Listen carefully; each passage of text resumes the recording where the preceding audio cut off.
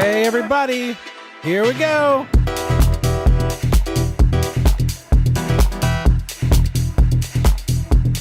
Now, hang on. You may be wondering, when are we going to start hearing tracks? We're already hearing them. Listen to this.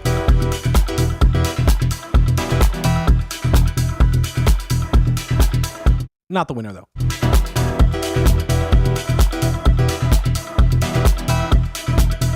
But a great track.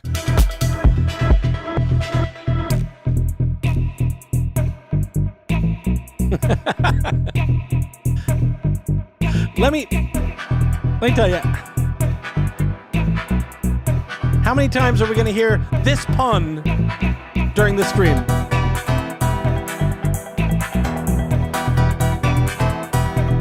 This song makes me want to dance like this, but then I feel like the Numa Numa Kid, and so I can't do it. But this is what it makes me want to do, which I guess makes sense.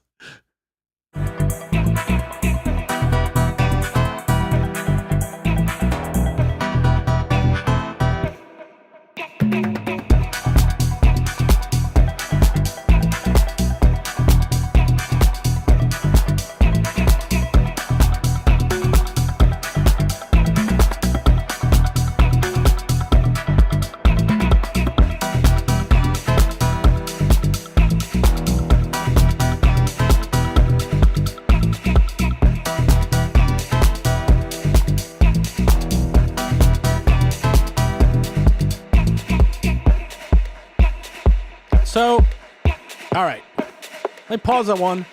Let me say hi to you guys. So I'm realizing, I'm going to be running these direct off of SoundCloud today, and SoundCloud doesn't give me a volume control, so I've got to fashion myself a real quick little volume control. But while I do that, hey guys, how's everybody doing?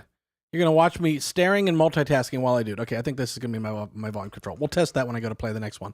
How's everybody doing? Hey, hi. Hello, now I'm with you. You have my full attention now. I'm no longer multitasking. How is everybody doing? That was, I was going to think of some music I could use for the intro, that I put in the intro of the stream and stuff, and I was like, oh, I've got hundreds of options. So I thought I would open the stream with one of the Objekt Song Challenge submissions that was good. And let me tell you, first of all, you guys, I say it all the time. I swear I'm not, this is not me blowing smoke.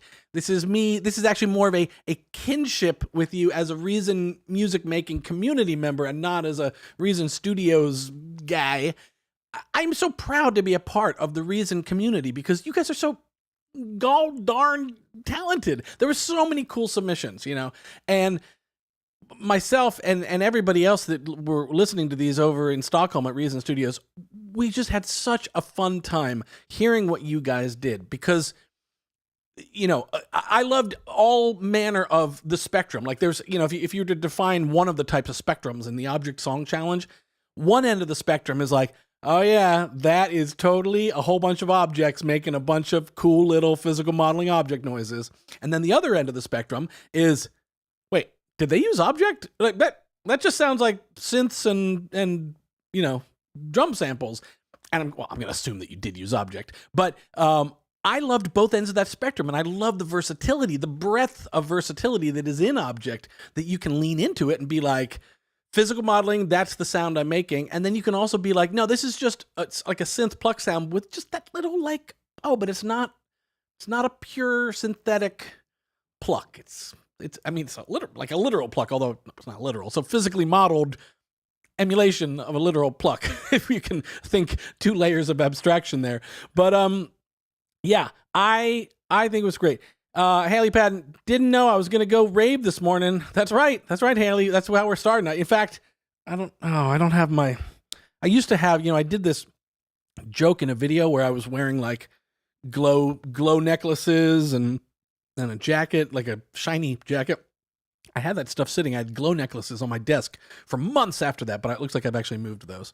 So, hey, what's up, Maverick? Maverick checking in from the Reason Germany user group. So, Marcus says, I picked the best song submitted. Marcus, does that mean that was your song, Marcus? Am I catching a hint of pride, which would be a great thing? I think we all should be proud of our music. Well, listen, everybody's joining the stream. I'm going to be playing songs. This whole time I'm going to be playing songs. I'm going to announce the winners of the challenge.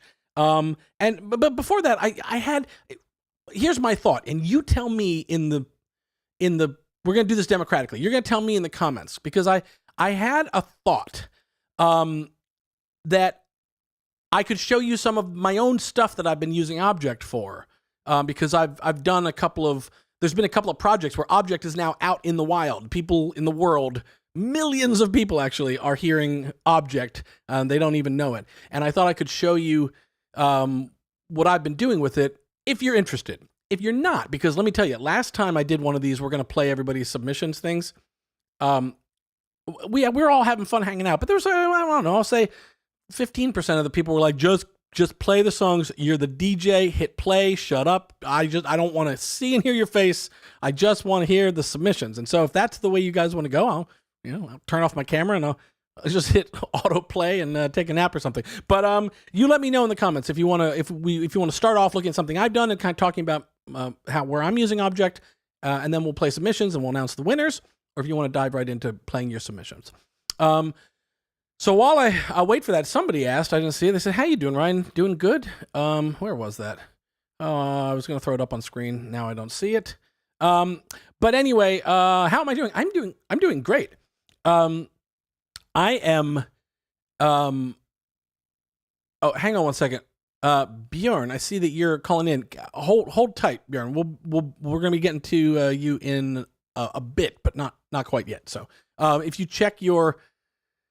Oh, you know what? I'm sorry, Bjorn. I forgot. I didn't actually message you. I messaged somebody else. Hold tight. You're coming up later. So anyway, sorry, a little audible there, calling an audible. But anyway, what I was saying is, how am I doing? I'm doing great. I've been this week. I have been doing some my own music work in the evening, and not work, but my own music. Sort of. Like work in the sense of like working at my craft. And the big thing I have been working on this year is my songwriting. And by songwriting, I don't mean my production. My production I do all the time. I do it for Reason work. I do it for other things, which I'll show you. But what I mean is like, I'm going to sit with my guitar and write a song. I'm going to write lyrics. I'm going to write melodies and choruses and try and actually convey an idea and a story through lyric. That's something I've been working on for a long time, but I'm very slow at it. And I'm too precious about it. Like I put too much pressure on myself that whatever I write has to be good. And if it's not as good as the other music that I like, I know I'm very aware of where I fall relative to my tastes. And so then that kind of weighs on me. It's not as, it doesn't sound as good as that other song I was just listening to. And that can be very much it can hamper your creativity. And so I'm very slow at songwriting. I'll write a couple lines, and then I'll put it aside for months or weeks or years. And then I'll pick it up again and go, I should really finish it. And I'll kind of like try. No, nothing's coming today. I'll quit. And then I'll pick it up again. And then, I got another line. Okay, cool. And, and over time I would build these songs. And so Sarah Spencer, who some of you know as a Reason member, she runs a thing called Song Club. And it's a subscription service for songwriters to post and get feedback and kind of just have each other as a collaborative sort of community.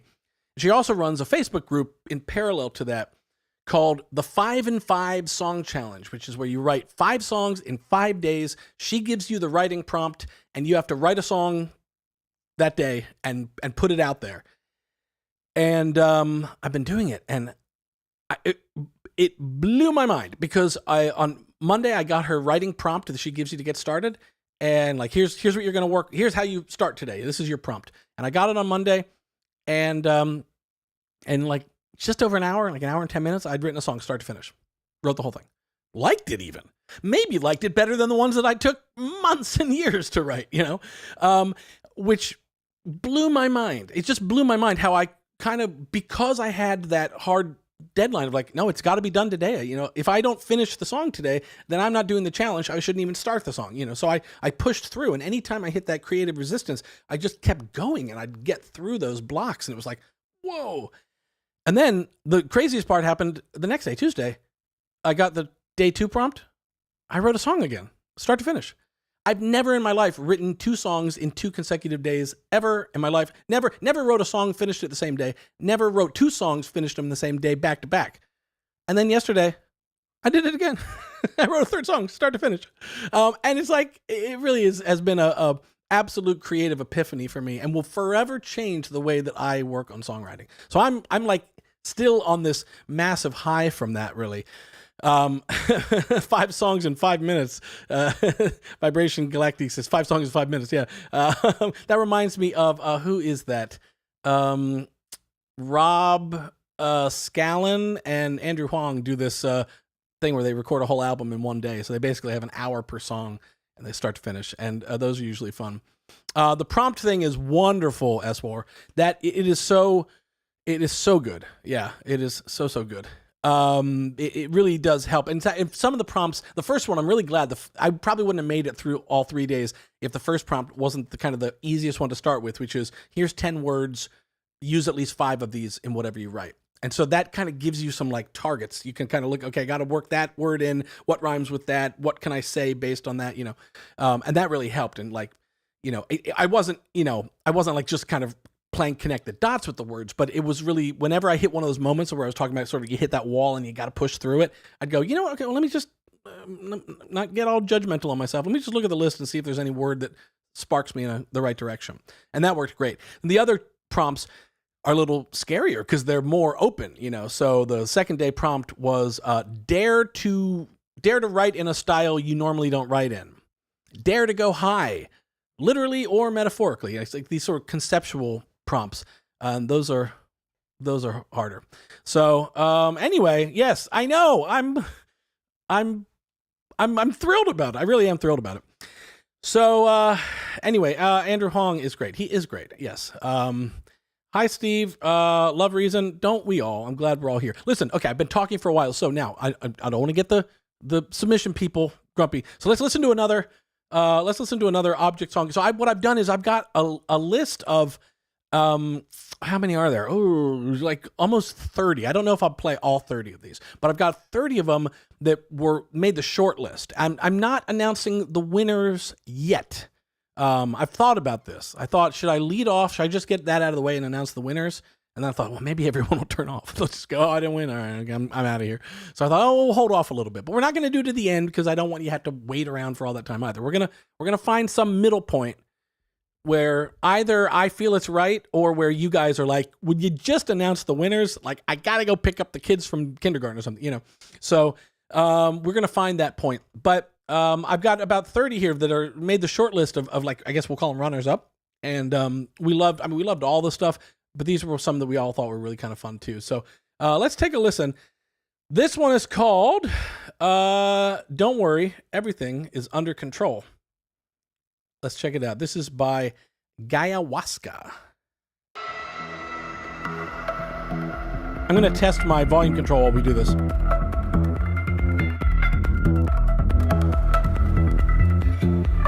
Let's see. Does it work? I'm not sure.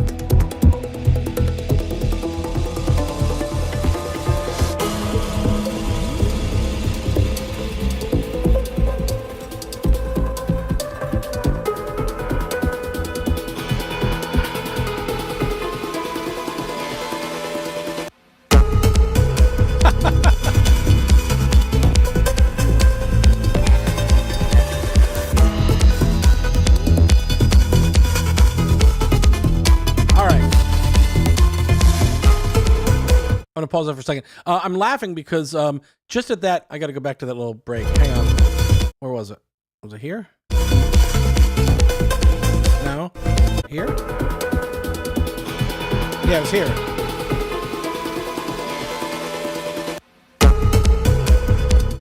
Just there, my phone notification dinged, and so I da-da-da-da, bing, dong, and then it dropped back in. Right on beat.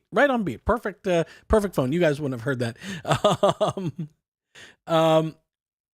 Richard says, why not say a winner every 10 songs? Well, that's an interesting idea, Richard. Maybe we'll do that.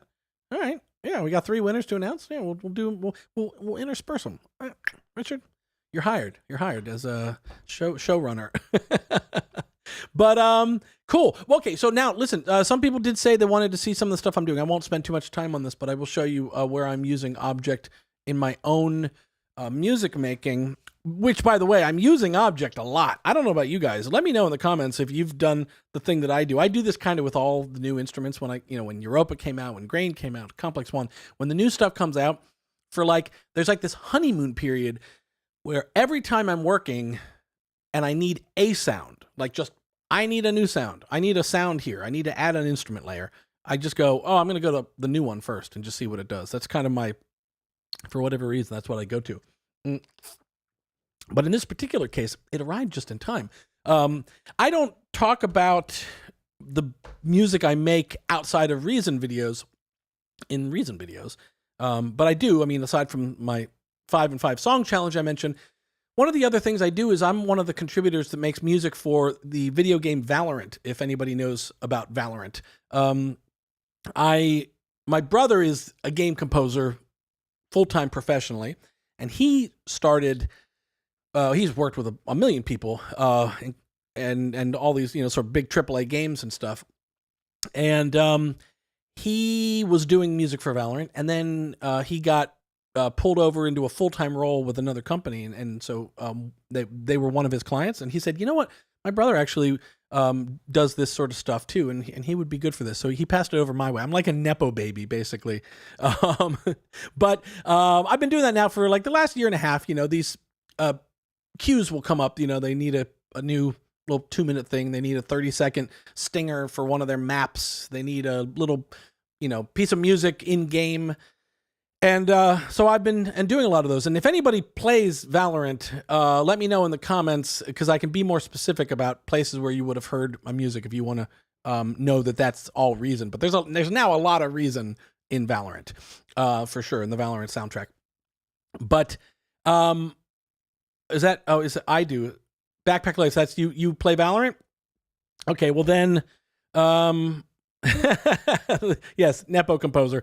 Listen, this industry runs off Nepo referrals. I mean, that really is what it is. And actually, I'll just take a very quick aside to say that the biggest professional skill you could build as a musician, and I really mean this, is the willingness to refer work to other people, because that is what gets work referred to you. So like anytime you're talking to someone and someone's saying, oh, I need a this or I that, you should like be running in your Rolodex. Do I know anyone that does that?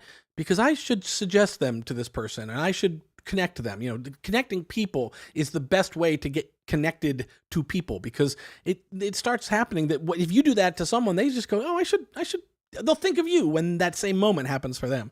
So anyway, oh wait, look at this. My brother, oh, really? Oh, I have to let my brother know. He made a tutorial on how to export stems for professionals.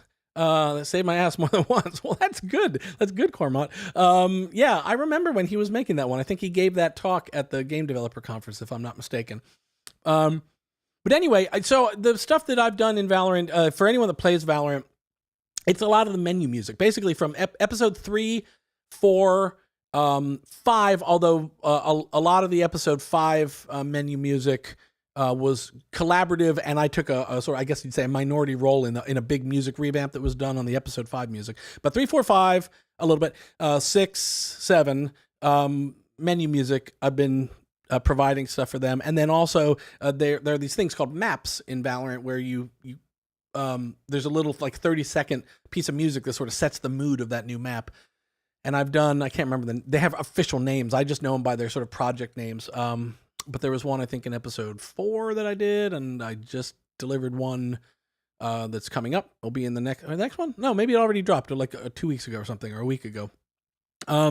And then if anybody knows these skins, they do these different weapon skins, and I just did 3 songs for this retro game skin that they made, where I had to make a song that sort of sounded like an old NES soundtrack, and then sort of like an SNES or sort of 16-bit early sampler type of game engine soundtrack for like a fighting game, like Mortal Kombat, a Street Fighter, those kind of fighting games. And then I had to make a song that sort of sounded like a Dance Dance Revolution, or one of those sort of like Parappa the Rapper, sort of like, a little more modern game engine, but sort of rooted in the 2000s. So I made these 3 songs for that. All that stuff is Reason.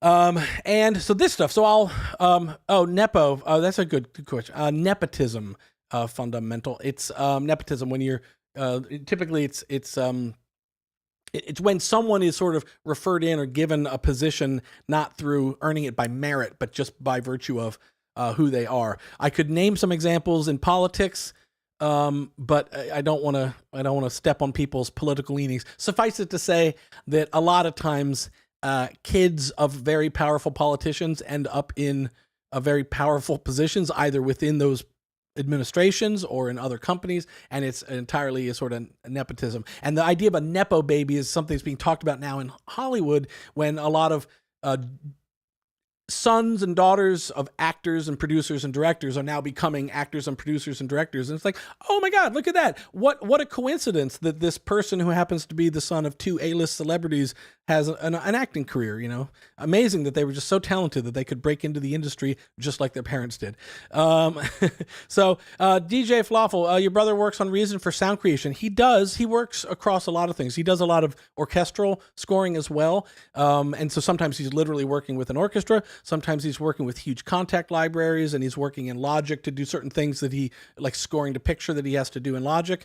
But he has a Reason component to what he does. He used to work, this used to drive me nuts. I'm going to say this, and he never could, so I guess I have to say this was allegedly this was true.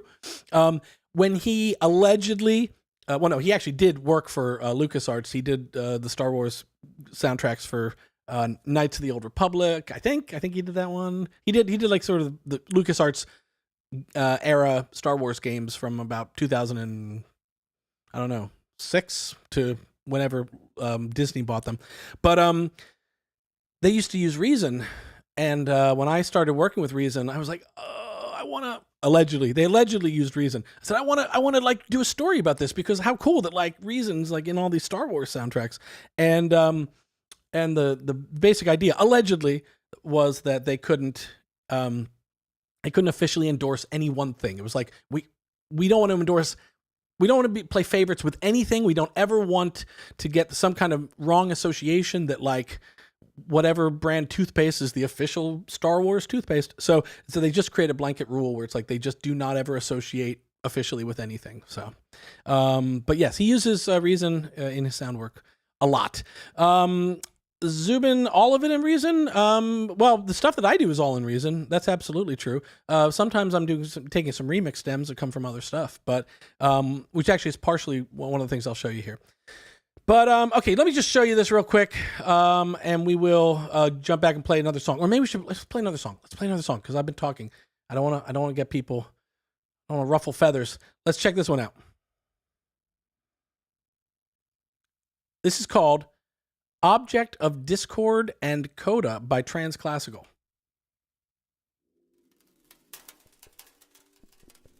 This one looks like it has a long build. I'm going to jump in a little bit into this track.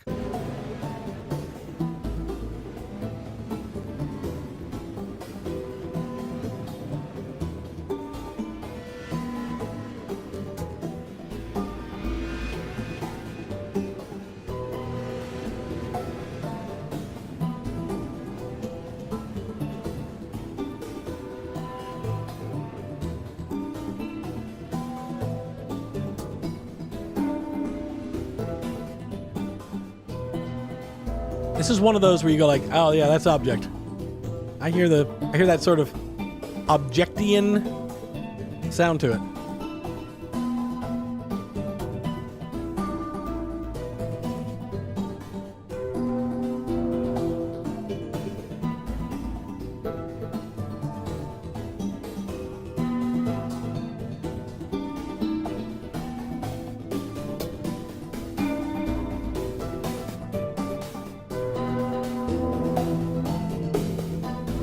It is a little quiet. You know what? I will say, lesson learned about running this out of SoundCloud. I don't have volume control, which is driving me nuts.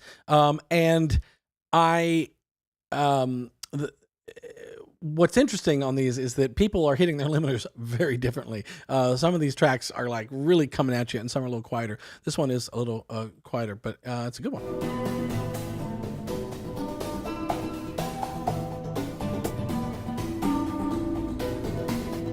Leonard, that's awesome, and who knows? I don't know. Maybe you did. Maybe you did win. Maybe you're one of the ones. We'll find out. I'm not sure. I'd actually have to look at the list.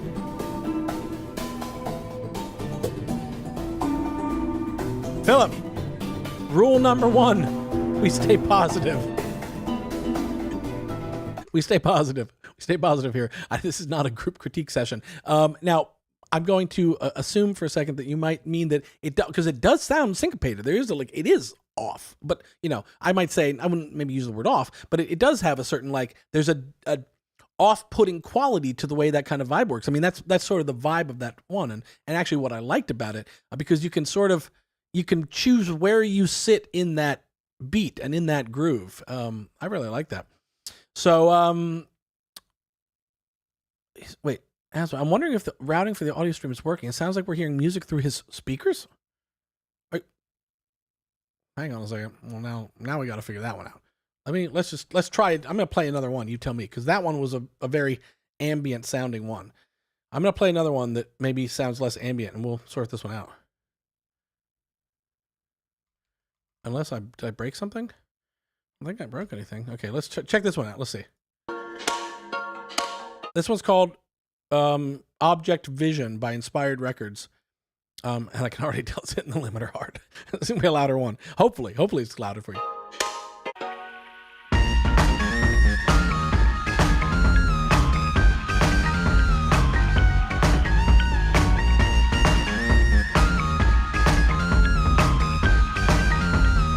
You tell me if they're sounding like that's direct. It should be direct.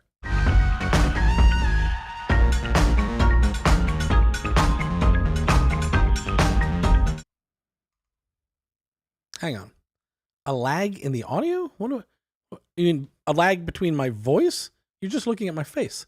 What lag could you possibly be feeling in the audio? Okay, you guess it's definitely direct audio. Okay, I'm going to keep playing this track because this is a good one.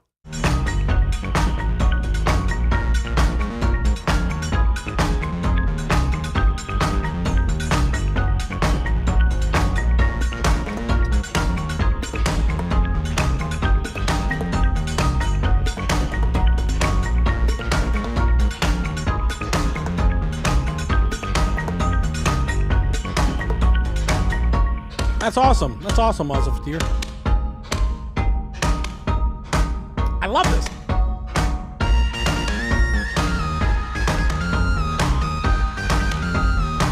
Cool.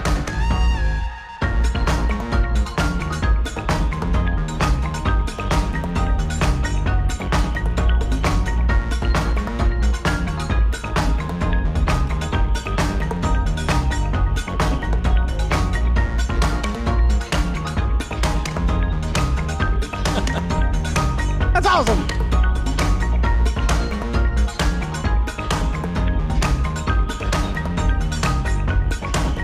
Zubin, tell us what was different that you liked about a Reason, or just what was different. What was, because I've switched DAWs too, and I've had my own experience with that, where it's like, it's different. It's different switching DAWs. So I'd love to hear in the comments kind of what your experience was.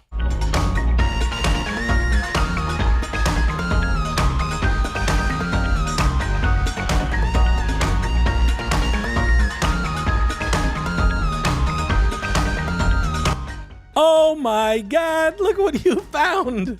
You found the volume control. You know what I had covering that up was the, what is that called? The privacy cookies message where it's like accept cookies. That was down there and I was just like not dealing with it, but I just clicked the button to close that. Look what it is. You found it. KubriCon. I am so excited. Now I've got volume control. Now I know, guys. Okay, this one's fading out. Oh, God, Objekt Vision. That's a great one. That's another great one. I'm going to be I'm gonna be stealing what's his name? Is it DJ Khalil? DJ Khaled. Sorry, too many KHA DJs. DJ Khaled. I'm gonna be stealing his line all day. Another one. Nanko, hello fam. What's up, man? Let's see. I was the one that found your competition on Monday. I made a track in a day. My track is embarrassing. I don't volunteer that to us. We'll be the judge of that. Play it for laugh if you have to. Well, we're certainly not gonna play anything for laughs, man. We're gonna play things to celebrate, be supportive of each other. It's 100% what I'm all about and what we're all about here. So. Bruce, Reason excels for creating detailed mixing. I sometimes use Studio One. Okay, yeah. I mean, and people do switch DAWs for different reasons. I used to use Live. This is going back a while. When I used to do electronic gigs, I would write and produce in Reason, and then I would set up the live set in Live. This is how far back we're going to go. I would run Reason and Live together. I would rewire Reason into Live, and then I set up all these sort of, what is Live? What is it called? Session view? These little sort of like loop grid things that it does in the non kind of linear method of working. I would set that up and I would do gigs that way back in 2006 or 2007, something like that. Min Hilly says, I'm embarrassed by my track and almost deleted it. Never delete it. This is the thing I've learned. We are our own worst critics. This is what I've been doing all week in this, 5 and 5 song challenge, is like getting over that idea that like, I think there's almost like, I'm going to make a weird comparison that just popped in my head, but follow me for a second. You know how the Incans used to like throw children in volcanoes to like sacrifice them to the gods? Okay. Now, in a less terrible way, I feel like when we put out stuff that we might be aware of its flaws, we're sort of sacrificing like our ego and our preciousness about our music to the gods of creativity. And by putting it out there, we're letting ourselves move on to other things. And we're accepting that music making is a lifelong journey, and we're always going to be getting better. And sometimes we're going to win, and sometimes we're going to do things that we think is a failure. And the creative process is about embracing that and knowing that you can't have successes without trying, and you can't try without sometimes falling short of your goals. And so I could lay down on the couch and have a whole session, because I've been thinking about this literally all week. But never delete anything. I mean, absolutely. And if nothing else, you know what you can do? You take something that you may not like, and then you just save it and then sample it and chop it up and flip it, and you'll go somewhere else with it entirely. So never delete anything. But Backpack Light says, except when you make that one song that's so good that none of your other tracks come close to it. Well, you know what? But like, that's great. Then you start again. It's actually, stand-up comedians have talked about that. Who was it? There was some comedian, might've been Bill Burr. I saw an interview with a comedian. It was Jerry Seinfeld. I can't remember, but there's a comedian talking about how the way they work on their sets is you need to have a kind of a good opening bit to kind of like win the crowd over quickly, but you need to really have like a really good closing bit, the thing where you go like, thank you, good night, and everyone's like, that guy was so funny, or that girl was so funny. And this comedian was talking about how you put your strongest thing as your closer, and once you had that, what he did was he then made that his opening bit, because now he's put pressure on himself that like, if that's my opening bit, my closer has to be even stronger than what I thought was my best bit. And he would work up something new for his closer. And once he had something that was working better than his opener, he made that his opener. And then he had to work on something new. And so in that same way, it's like, to your comment, except when you make one song that's so good that none of your other tracks come close. Well, really what all you've done is now you make that your opener, man. Make that the benchmark by which you now work to on all your other songs. And so it doesn't, we should be, and every creative artist is in a process where as they go over time, their latest output, they should be enjoying and trying to outdo their earlier output. If you listen to the first song the Beatles recorded and the last song the Beatles recorded, it better be better. They better have thought like, that whatever, like Something or I don't know, any one of those come together was a cooler musical achievement than I Want to Hold Your Hand. So anyway, I know I go back to Beatles references because they're timeless, but maybe I should be talking about the tracks off Olivia Rodrigo's album or something. But anyway, okay, I'm going to jump. Now I'm going to do this even faster because I said I would do it, but I'm going to do it even faster now. Let me show you some of the stuff I've been doing in Valorant. So let's see. I'll start. Let me do this. Go here. I was going to start with this one. This one has the most object in it. Valorant introduced a mode in their gameplay called HURM, H-U-R-M, and it stands for something like high something rapid or respawn mode or something. It's a fast competitive type of gameplay, and they needed some loops, some music loops that kind of made things feel tense and fast. And so the original idea that we started talking about, me and the audio lead, was creating some music that sounded intense by way of being rather sparse. So, maybe we don't fill up this track with like a bunch of high energy stuff. We actually try and leave space and make it kind of sparse and tense in like almost more like a horror film kind of way. And so this is the track I came up with. You can see here over on the side, with the exception of, is that actually even used? Yeah, it is used. So there's every 4 bars, there's one, I'll zoom in a little bit so you can see. I muted most of them, but there's this little thing called the doofer kick, which comes from the factory sound bank. And I put that, I guess, every 4 bars just as an accent. I don't think I could probably pull that out and it wouldn't make a huge difference. But everything else is percussion coming from Objekt. And this is what it sounded like when I made this.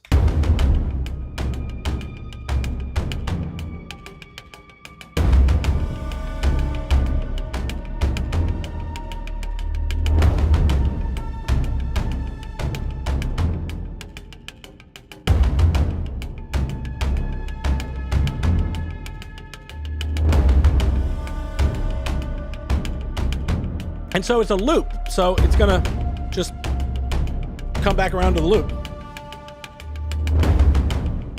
And now we're looped again. And so like I said, that's all just different parts of Objekt. I'll just solo a couple of them here for you. Most of them are even presets or modified via the randomizer. So there's Thunder Drum. Great. Little taiko. I have a timpani roll. Which, if I put that in context, you'll hear it kind of do the like here. So does the brum, kind of brings into the downbeat. Doomsday drum. This one sounds so deep. It's like explosion. And that's hitting at the same time as this doofer kick. So if I put doofer kick back in, you'll probably understand now why I put them together to give it just a little more a low end attack. Yeah, you hear it just got the sub to it. Here it comes again. And then what else is going on here? Then this is kind of what is doing a lot of that atmospheric stuff. This thing called Arctic Pad. Oh.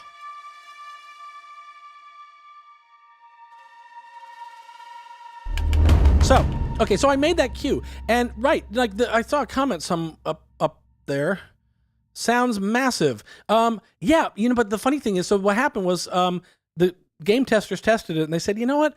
It's not intense enough. We actually like it because we were actually trying to use it as we had one base level intensity, and then this was kind of our higher intensity by way of going small. When others go high, we go low, that kind of thing. But the testing feedback came back and said, no, give us a real track that's kind of like got more stuff going on. So I ended up making a different track that had less. Well, it had other stuff. It's not just Objekt. But it does still have some Objekt elements. So this is the revision that we made, and this is what actually made it into the HURM, H-U-R-M mode of gameplay in Valorant. It sounds like this.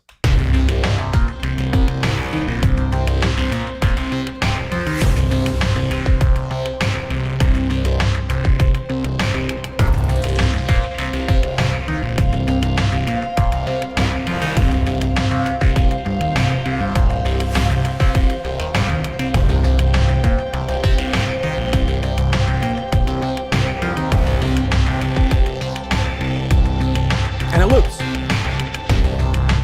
And what you can see here, I'll go through. You can see some stuff muted. Thunder Drum was still, like, you can see some carryovers, right? Here's Thunder Drum. This Beyond AS, is that? I think that might, is it muted? That's muted anyway. I'm trying to see the stuff that still made it in as Objekt. Oh, here. Yeah, okay, right. So here's some of the vestigial tail leftovers from the first version. The taiko drums, they're still there. The timpani, it looks like it's still there. Yep, still doing that. Doomsday drum is still doing everything there. Doofer kick, look at that. I put the doofer back in more frequently because it's not as sparse now, so it's doing more of like a doubling of probably some other kick. I put some samples into Mimic here. There you go, it's just a snare. And then what else is happening? I think that main bass part's coming from, where is that? Somewhere. Oh, here, it's this. Let's see what that is. Okay, that's a preset called Daft Phase on Europa. So you can see Objekt is in there, but it's more kind of fitting in with other stuff. I like the first one more. Well, listen, I ain't the one approving it, and I ain't the one, putting it in the game. So but I do agree with you in some sense, Philip, that there's a certain charm to the cinematic quality of the first one. But they test it with actual game players, and the game players wanted something. It's not a TV series. It's a video game called Valorant. So, okay, now one last quick one to show you. This one is one that hasn't come out yet, but there's just a couple of objects in there that I'm going to show you. I can't and won't play you the whole thing, but I can play just a little snippet here that uses Objekt, and so I thought I would show that to you as well. Here's the part leading up to it. This is.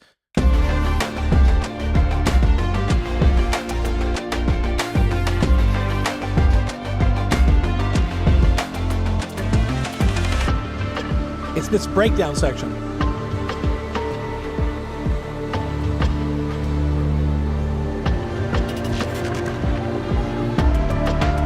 Okay, so now the place I'm using Objekt, I'll zoom in here and show it to you. It's to Adam Fielding, if people know Adam Fielding, who is wonderful, super talented musician, super nice guy. Super talented sound designer. He made some sound packs for Reason Plus after Objekt came out. And if you're a Reason Plus subscriber, get those sound packs. They are so good. And what they excel at are these atmospherics. So I just literally grabbed two of his sort of cinematic atmospheric things in this breakdown section. I'll play the breakdown part again, and then I'll zoom in on it.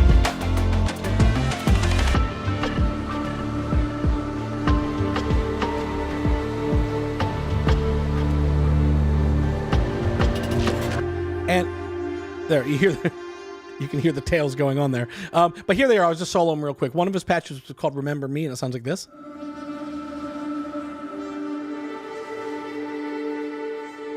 That's this one in red. And then the other one, God, they got these wonderful long tails. And the other one was called Target Sequence. It's got kind of got this bass pulse vibe to it that sounds like this.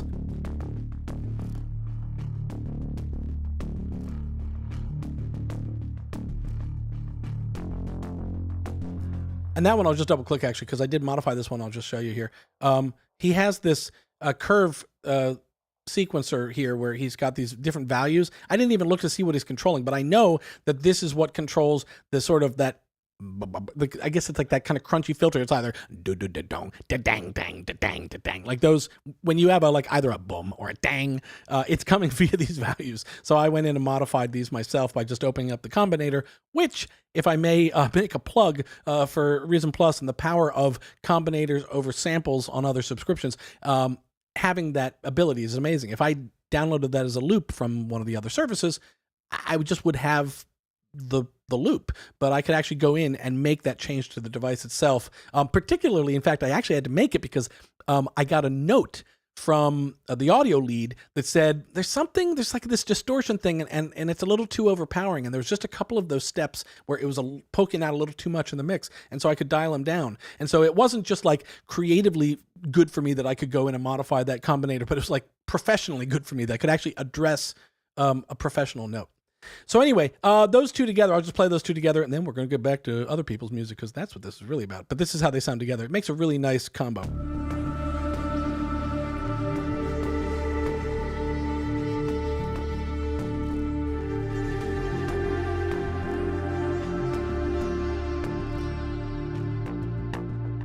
So Okay, there you go. That's what I'm doing with Objekt. What I've been doing with Objekt myself recently. I'm just using it a lot. I just keep going for it. But okay, now let's. It's been long enough. Let's play another one. Here's another one coming at you. Let's see. This one is going to be called. I'm so excited to have the volume control now. Copperleaf, number 2. Copperleaf 2. Objekt Challenge. Ed Griffin. Here you go, Ed.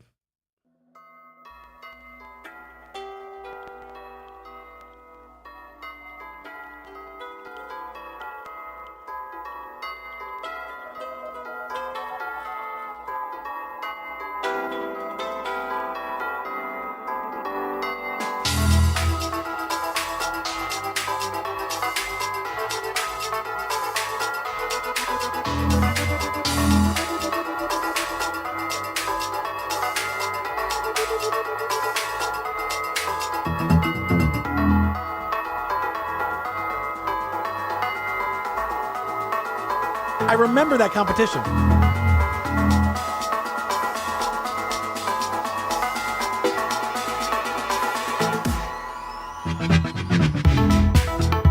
Oh, come on.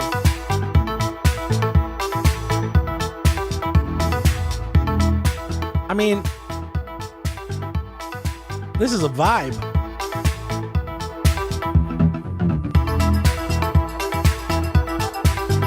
You know, this reminds me of Little Love, and I say this with absolute as a compliment. It sounds like sort of a modern take on the Harold Faltermeyer 80s Beverly Hills Cop and Fletch movie soundtracks. It's like a cooler version of that, or a more modern version.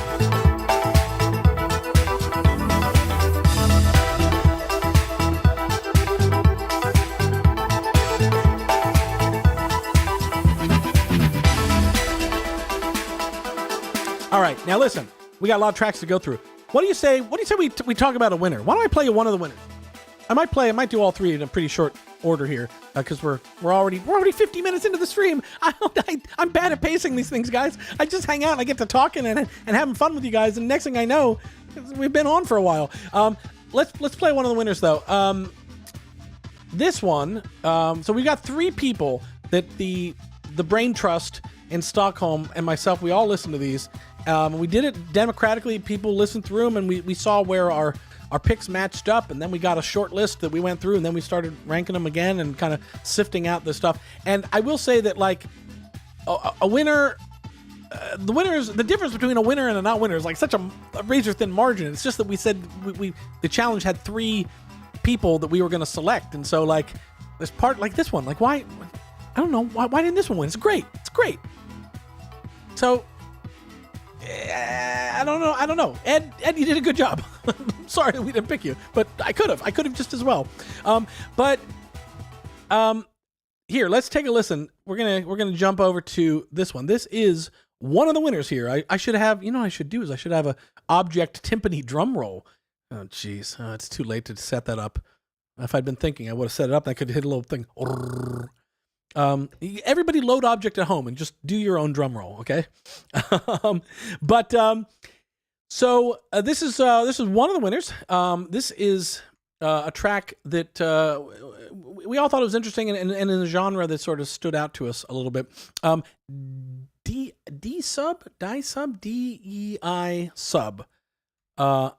You are one of the winners of the Objekt Song Challenge, and his song, her song. Not sure, but their song, I will say, Zim's song. I don't know what we go with. But anyway, their song is called Minerality, and it goes like this. Check this out. Congratulations to D-Sub for this. Oh, let me turn back up.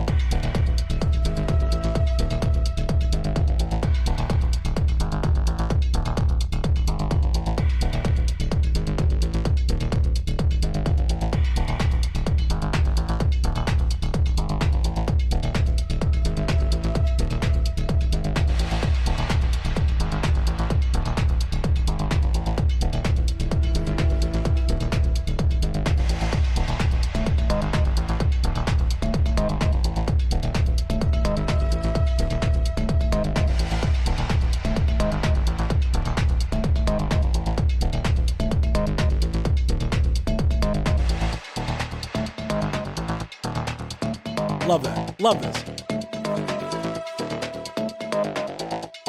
Is there I'm gonna just pause it for a second. Is there anything more satisfying than getting into one of those sort of trance, sort of acid type grooves and then losing the drums? Like every time it happens, and it's been happening for what, 30 years we've been doing this, maybe 50 years if we go back to when it was done in disco, like, or probably even longer. We could probably go back to like tribal sort of ceremonies where they drop out the drums and just do a chant, and then they'd come back in with the drums and do the chant. I mean, it's like it is such a primal sort of thing, and it's so gosh darn good. I'm going to back it up just so we can all experience it again. I love that stuff.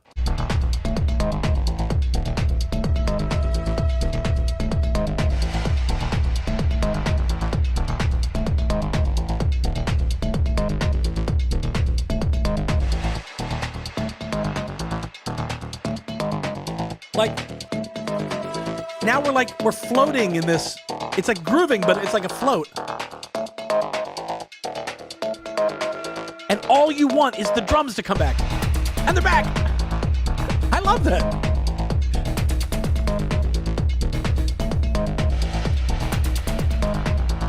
D sub. DEI sub.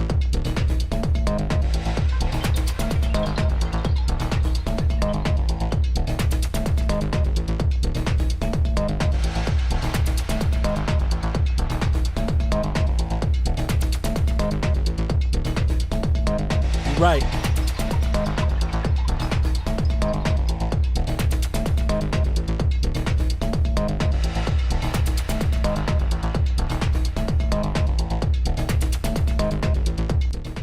I love the Reason community being supportive of winners, not being like, whoa, mine was better, or trying to tear down the one that wasn't theirs, So it's a great track.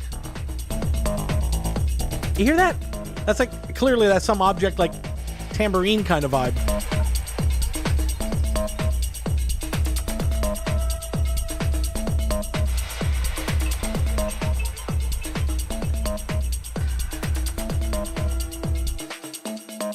And just all these, like, one of the things that Objekt does, and what I was just showing you in my own tracks that I was making, those atmospheric things, these, like, I don't know what you call them. It's like sort of cinematic water phone type sounds, like, and you bathed it in reverb, like those sort of weird things. It does that really well. Do I get a booby prize for making a crap track on the last day? I'll take a wooden spoon. A bit of chicken or just a high five. It reminds me of the Simpsons episode where Homer goes to a chili cook-off and he brings his own wooden spoon. And he's like, walking in, being big man on the scene, and someone leans over to the friend and they go, "They say he carved it himself from a bigger spoon." Anyway, I don't know why I always think of that. It comes in, that lives rent-free in my brain more often than you would realize.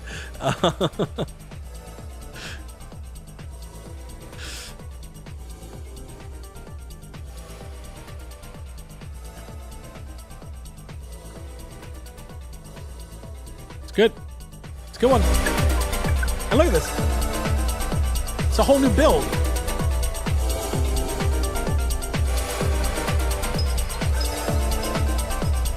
Tinkles.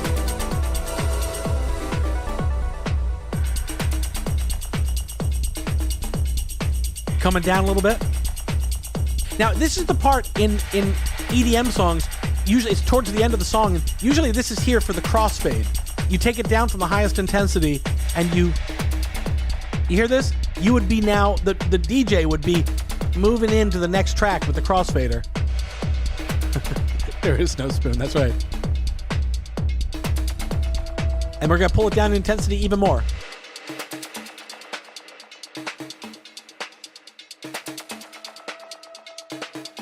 And I guess if you're DJing and you realize you haven't crossfaded by now, it's like, oh shit, song's about to end. Time to actually get the crossfade going. Very Detroit, Damie. Yes, it is very Detroit. It is. Enzo says, love the breakdowns at the end. Yeah. Nice to hear, Tonic Mint. Nice to hear the variety of diversity of entries. Yeah, Tonic Mint, by the way. Oh wait, whoa, autoplay. No. Tonic Mint. Now I'm having a crisis of self-doubt, but I think Tonic Mint, you make rack extensions, right? It's not just Combinator skins. That's somebody else. Tonic Mint makes some cool rack extensions, which I think were just on sale, if I remember correctly. Hopefully, maybe, are they still? No, I don't think they are. Maybe I shouldn't get anyone's hopes up. But anyway, Nenko, whatever I said, Nenko agrees. Exactly, Ryan. Yes. Well, good. I hope I said something smart. So, Philip, it's talking about, as a DJ, I get the feeling it's worse when you haven't found the tune you want to play next. I've never been an actual, like, a club DJ. The closest I ever came was at a wedding when the groom said to me, I showed up, he said, "Hey, would you mind kind of like running the playlist? Like, we've got a playlist in our iPod. This is, I'll tell you around the era this is. We've got a playlist in our iPod. You just have to just like play the next song. Like, you just kind of hang out and make sure it's like just the next song's queued up and playing." And so I did. I hung out by the PA and did it. But by virtue of being the guy holding an iPod, suddenly everyone was coming up to me and wanting me to, like, "Oh, play this song, play that song. Do you have this song? Do you have that song?" No, I don't. I have whatever they gave me. And then I also kind of became very aware that they hadn't sorted any kind of order. So it was like you'd have a really high intensity kind of fun dance song and the dance floor would be filled with people. And then the next song would be like, you know, "Oh, my darling." And it would, like, suddenly the intensity would drop and, like, everyone would kind of scatter away. And I was like, "Oh, I got it. Okay, let me try and figure this out." So that's the closest I ever became to being a DJ, when I was trying to figure out how to keep the people dancing. Anyway, Ryan, we talked about this mixing structure thing at Superbooth. That's right. I do remember. I remember, Maverick. It's I do remember, yes. Okay, so anyway, D-Sub, winner, congratulations. And maybe let's do this since we're already an hour into the stream. Why don't let's get the winners out of the way, and then we'll just hang out and keep playing ones. As long as I or you guys want to hang around and talk about some of the other ones. But let's talk about the winners. Which means I'm going to mention our other two winners may be able to call in to the live stream. We're going to maybe try that. So if they can, I guess now would be the time to click their links and give it a shot. And when I see them pop up, I'll bring them in, and we'll go from there. Now, until I do though, let me just play another one. That's a runner-up. This is going to be another runner-up here. This one is called "Walking in the Field" by, oh boy, looks very German or some such type of language, by Kier van der Werf. Oh, wait. Oh, I hear the telephone ringing. One of our winners is popping in here. Okay, now, he is in the waiting room. So just give me a wave if you can hear and see me in the waiting room there. Okay, that's good. Okay, we can't hear and see you yet, but I will bring you on momentarily.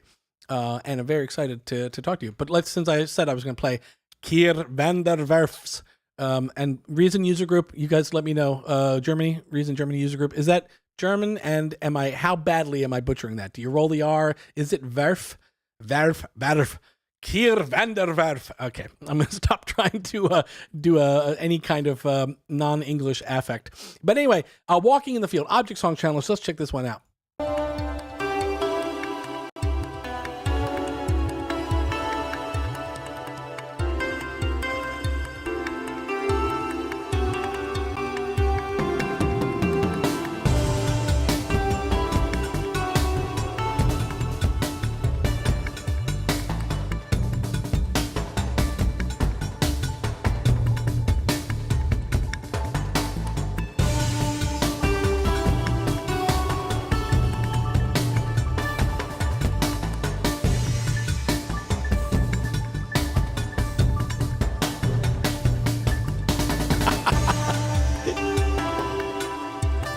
Is that how badly I'm saying it, Maverick? You can't even decipher what I'm saying. I'm gonna put the way it's written in the chat.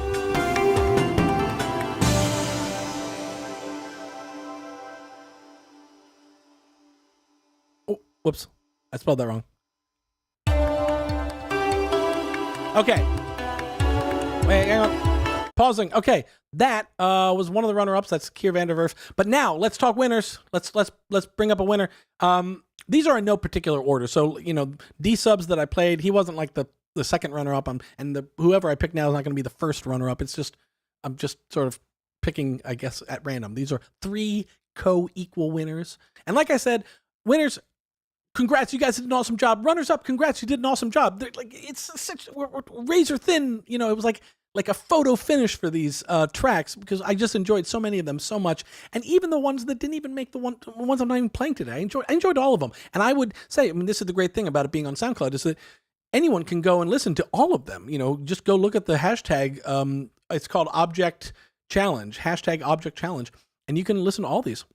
And then you can tweet at me and go, why didn't you pick this one? This one was even better. So feel free to have an opinion on that. But let's talk to, we're going to go talk to this this winner, Renzo Frog. We're going to listen to his, and I'm going to bring him in to the show here. Renzo, are you here? Let me try. Hey. Hello. Hi. Can you hear me? I can hear you. You made it. The link worked, and you made it over here. That's awesome. Awesome. How you doing, man? I'm doing well. How are you, Ryan? I am really good. And congratulations as being one of the winners, and thanks for joining us. Thank you. Hang on, sorry. I just saw a thing. Someone said D-Sub finally made it to the stream. D-Sub, are you? I didn't. Oh, okay. Well, sorry, D-Sub. I'd heard that you weren't going to be able to make it, so that's why Renzo's here, and you're not with me, and I'm not in a place where I can send you the link. Otherwise, I would have you on if you wanted to join. But now, Renzo, you are with us, so let's chat with you.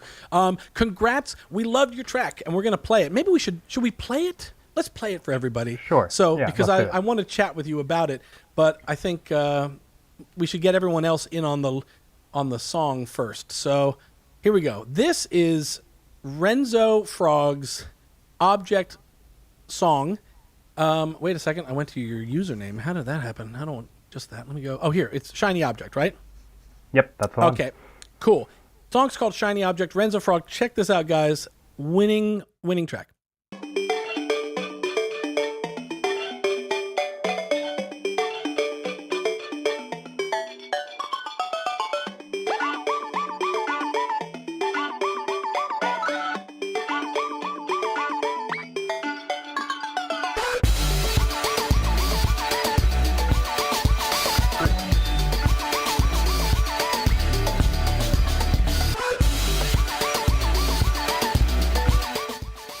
Important questions coming in from the Philippines here.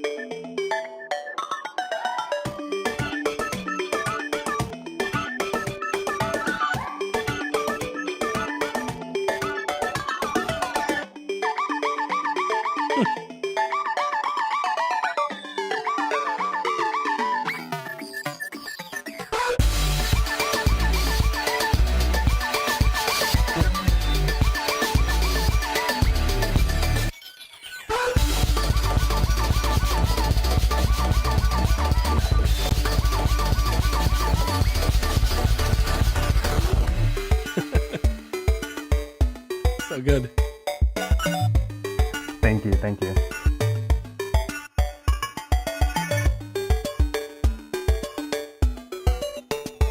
I have 1,000 questions I could ask while I'm listening to it, and I'm going to forget all of these. I'm going to forget most of them now that it's stopped playing. But, I mean, guys, you watching at home. I mean, come on. That is such a fun track. It's just it's pure fun. And what you have done, Renzo Frog, is you have one of the hardest things I think about production is that we all get into making music because it's fun, and then we get into this very exacting and tedious process, and it kills the fun. And so anytime you can preserve the fun from the moment you started making an idea to the point that I'm listening to it and I'm having the fun you had in that point of inspiration, anytime that line doesn't get severed through the exacting process of music making, I just go, wow, great. You know, the example I always used to give historically is the Beastie Boys were masters at that. That when you listen to a Beastie Boys album, you feel like you're the fourth guy hanging out in the studio while they're just goofing off. And this track does it. I feel the fun you had making it. And so it's not easy to do. So Thank you. Yeah, I appreciate it. I definitely had fun making it. That was my primary goal, and I'm glad that it's fun to listen to for hopefully a lot of you. And I have to say, David Henerato, who asked you, first of all, I don't know how he got half Pinoy. I don't even understand the way that he was so accurate there. But he's from Manila, I think, or thereabouts. Oh. And when I listened to this track, something I think of related to him, David is a huge fan of Owl City. Like, Owl City was very much a big kind of inspiration for him. I don't know if to get into music, but certainly a big musical inspiration in terms of that, like really almost sort of saccharine sweet type of EDM, where it's like it's so much of EDM, there's almost this kind of like cool guy, like, oh, we can do some dark brooding, like dark sounding music. And there's almost like this real bravery in being like, well, I can make major key happy music in EDM and make, and that was Owl City, what he did that kind of hit everybody in such a surprising way. Is Owl City, is this just like a thing that like everyone from or in any way related to the Philippines gets the Owl City album 10 years ago or something? First thing to clarify, I was muted when David asked the question. I'm full Filipino, but I'm born in the United States. Gotcha. So just want to clarify that in case anyone I know watches. Second thing, I don't know if Owl City has a huge cultural influence on the Philippines, or at least like people living in the Philippines. But I know personally, especially with my circle of musicians, that Owl City does have a very big influence on like kind of the melodies that we're drawn to, the sort of atmosphere and mood that we want to evoke in music. Yeah. I do think Owl City does have that kind of super sweet, almost sugary, for lack of a better word, sugary flavor that I like to put in all of my music. Regardless of what genre or instruments or styles I'm using. Well, it's really got it. I mean, I'm just going to play a little bit of the intro again, sort of with us. But it's like, what's kind of cool about it is like, and obviously it's your own sound. I'm not saying the sounds like Owl City, but I can hear the influence. And what is fun about this intro is it sort of does sound like, it sounds like Objekt. It's like, it does not sound like, what was that album? Ocean Eyes, I think it was called. It doesn't. That sounds it's like a lot of square waves and sine waves and really pure tones. And this has all of that Objekt imperfection of the sort of acoustic weirdness to it. I'll play a little bit of the intro again. Let's see here.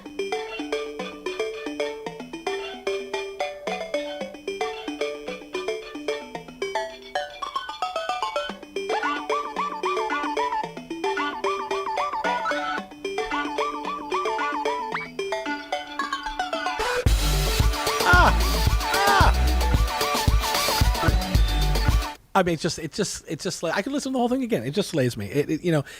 It does exactly what you want that track to do. From the minute it starts playing, as a listener, we as listeners kind of make a bit of a social contract with the producer when, it's this sort of thing where you kind of go like, I hope they're going where I want them to go. And the great thing about music, and the thing I love about it, is that when they do go where you want them to go, it's really satisfying as a listener. And when they don't go where you think they're going to go, it's really satisfying as a listener. You can surprise, and that is sort of the dance of production to me, is always that handoff of like giving people what they expect and then challenging their expectations in a satisfying way. And you do both of those with these sounds, but this is a good example of like, it's where I wanted it to go. It started with this kind of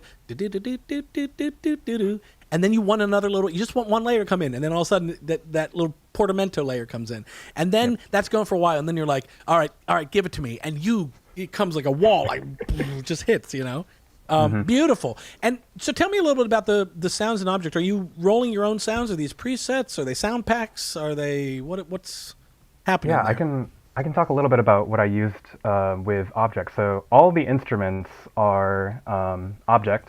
That is no question. There's no audio tracks in my project file. What I did do, though, and I think this is where a lot of the questions of is this really Object, the spectrum you were talking about, where it's Yeah. obviously Object, or like, is it really Object? Right. The way that I leaned more into the is this really Object are the effects. I used almost 99% Reason stock effects Okay. for the sound design. We're going to talk about. My hunch is that there's synchronous is lo-fi distortion in there, but Sure, yeah. we'll talk about that. But so yeah. effects are totally fine. And I will say, like, I'm just going to put this out there because, like, we have no way to police whether people used all Object. So, like, if anyone thinks someone didn't use Object, or if anyone didn't use some Object, like, I guess it's okay. Like, you know what, it's not going to be like a major scandal if someone's like, no, actually, I put in like a kick sample that I liked or whatever, you know. But I do appreciate, you know, I'm glad that you were faithful to the challenge, because really that's more that rule is in place not for us, it's for you guys to kind of work it creatively and kind of see and push and see what you can do. And effects is a great way. You're right. Effects is a great way to modify something that might be instantly identifiable as Object into something that is a little more ambiguous. There's a question that came in. David says, currently trying to find your socials, Renzo. You want to throw a plug out for your socials? Sure, yeah. So my Instagram is @RenzoFrog, just my name, Renzo Frog. On SoundCloud, it is, I believe, the same thing. Renzo Frog on SoundCloud. On what else? What other socials are there? Twitter, same thing. Also Renzo Frog, and Spotify, Apple Music, and any other major streaming platform. I should be on those as well under the name Renzo Frog. So Beautiful. Hopefully it's easy for for you all. Love it. Well, a lot of comments come in. I mean, I have been putting some of them up, but comments are coming in here. People are into it. Congrats are coming in, and compliments are coming in as well. People just love it. So let's talk about that lo-fi. I recognize that lo-fi as when I need that sound, that sort of 8-bit crunch. I've started reaching for synchronous, and rather than using synchronous's kind of LFO interface, I just activate the distortion, switch it to lo-fi, and it's like, there it is, perfect, great. Mm-hmm. Is that what you're using? Or are you using Scream, or are you using something else? So I've been using Reason for like 6 years, and I don't know if synchronous was there 6 years ago. So my go-to lo-fi thing is Scream. So Scream is what you're hearing on several of the tracks on there. Gosh, which actually makes sense now that I'm thinking about it, because at the end of the song, and we'll play it, you actually do what effectively I think is a sample rate automation. I think that's what makes that sound the way it does. I'll play it for people. It starts already lo-fi, and then it just gets downright trashy towards the end. We'll play that part. Oh, wait, here.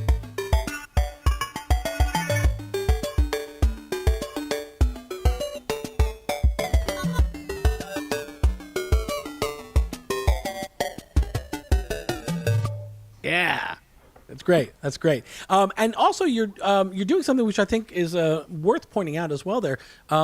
There's that must, I assume, because you're working to a grid and probably quantizing things and doing all that. But there's tempo automation there, right? There is, yeah. There's a little bit of tempo automation at the last few bars of the drop, and we heard in the outro, it's just going down. That was just purely like, I need something to create interest. I want to go down on like a fun note. Let's try something interesting. So that is tempo automation, yeah. That's great. That's great. And again, like, and I mentioned this for other people watching. You know, I always think of these sort of like, what are the teachable moments we can learn from other people's songs? In fact, I had a teacher, I don't know if you can see one of my banjos in the background, but one of my banjo teachers said to me something that it's lodged in me. He said, every song is a learning opportunity. And that's true when you're trying to learn a song, it's true when you're trying to write a song, and it's true when you're just listening to a song. Every song is a learning opportunity. And so the teachable moment there for people about this tempo automation is that when you're playing music with a band, you know, like, how many times have you watched a band play and they get to the end of the song and they go like, you know, it's going along like, you know, and then they get to the end, they go, you know, there's that's just such a natural way that human beings and music. Then, fast forward, now we all work in fixed tempo grid sequencers, and it's so easy to forget that that's a way to end a song. You can do the same thing by automating the tempo, but because you have to think of that as like a active step that I need to like draw a clip, put points, find my starting and end tempo. Like, it's something we often overlook. So anyone listening to this, listen how cool that is. What a great way to end an electronic track. I'm gonna play it again.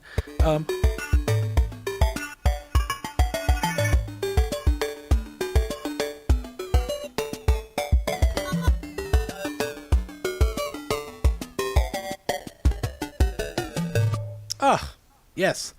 And if anybody wants some listening homework, go listen to the Daft Punk Coachella live set that they did back in 2007, I think it was. They played Coachella, and they put out their set. It's on Spotify. It's everywhere.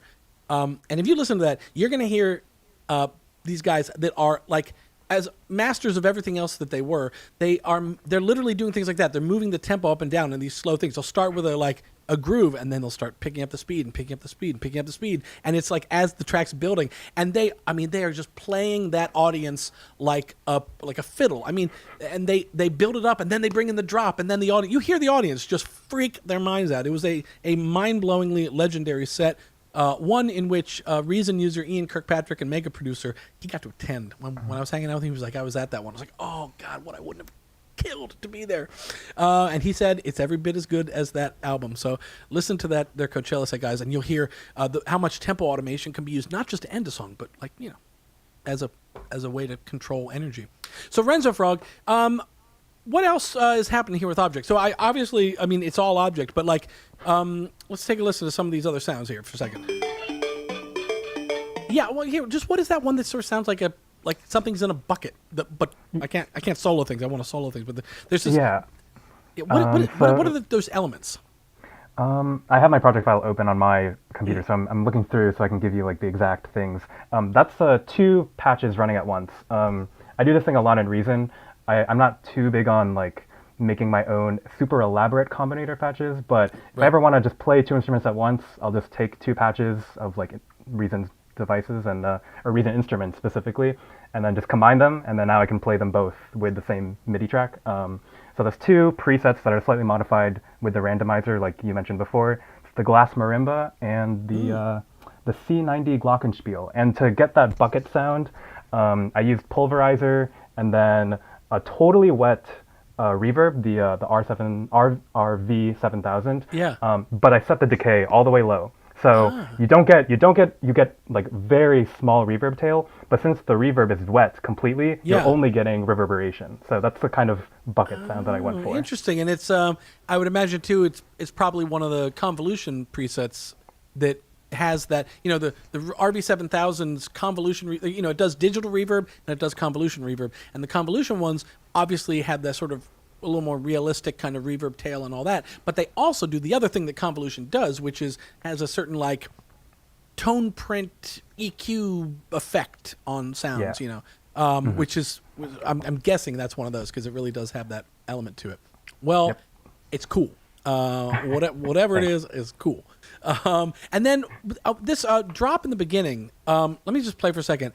Like you get hit by this wall of like, and I want to. Oh, wait.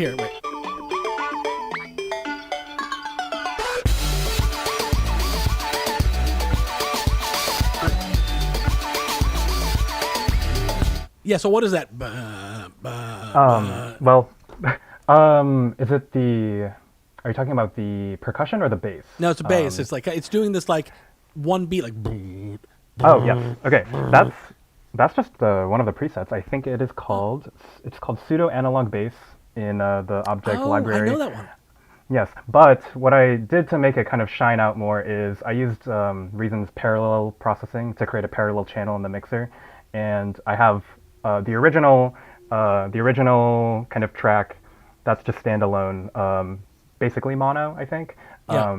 And then the parallel channel that has a little bit of chorus, I think on the new chorus device on Reason, and a little bit of scream on it for some distortion. That's also EQ'd, so it's not messing with the low channel, but it gives it a lot more brightness, a lot more width, and it's more fun. I think I saw a comment that it's a little PC music, a little hyper pop, and that's kind of a processing technique that I like to employ with a lot of my music. That is true. Yeah, it does have a little bit sort of hyper pop vibe to it. That's a good point. Whoever I missed that one, but whoever said that, yes, you're right. Now I'm seeing this one. It reminds me a bit of the Venga Boys. Well, there's a throwback.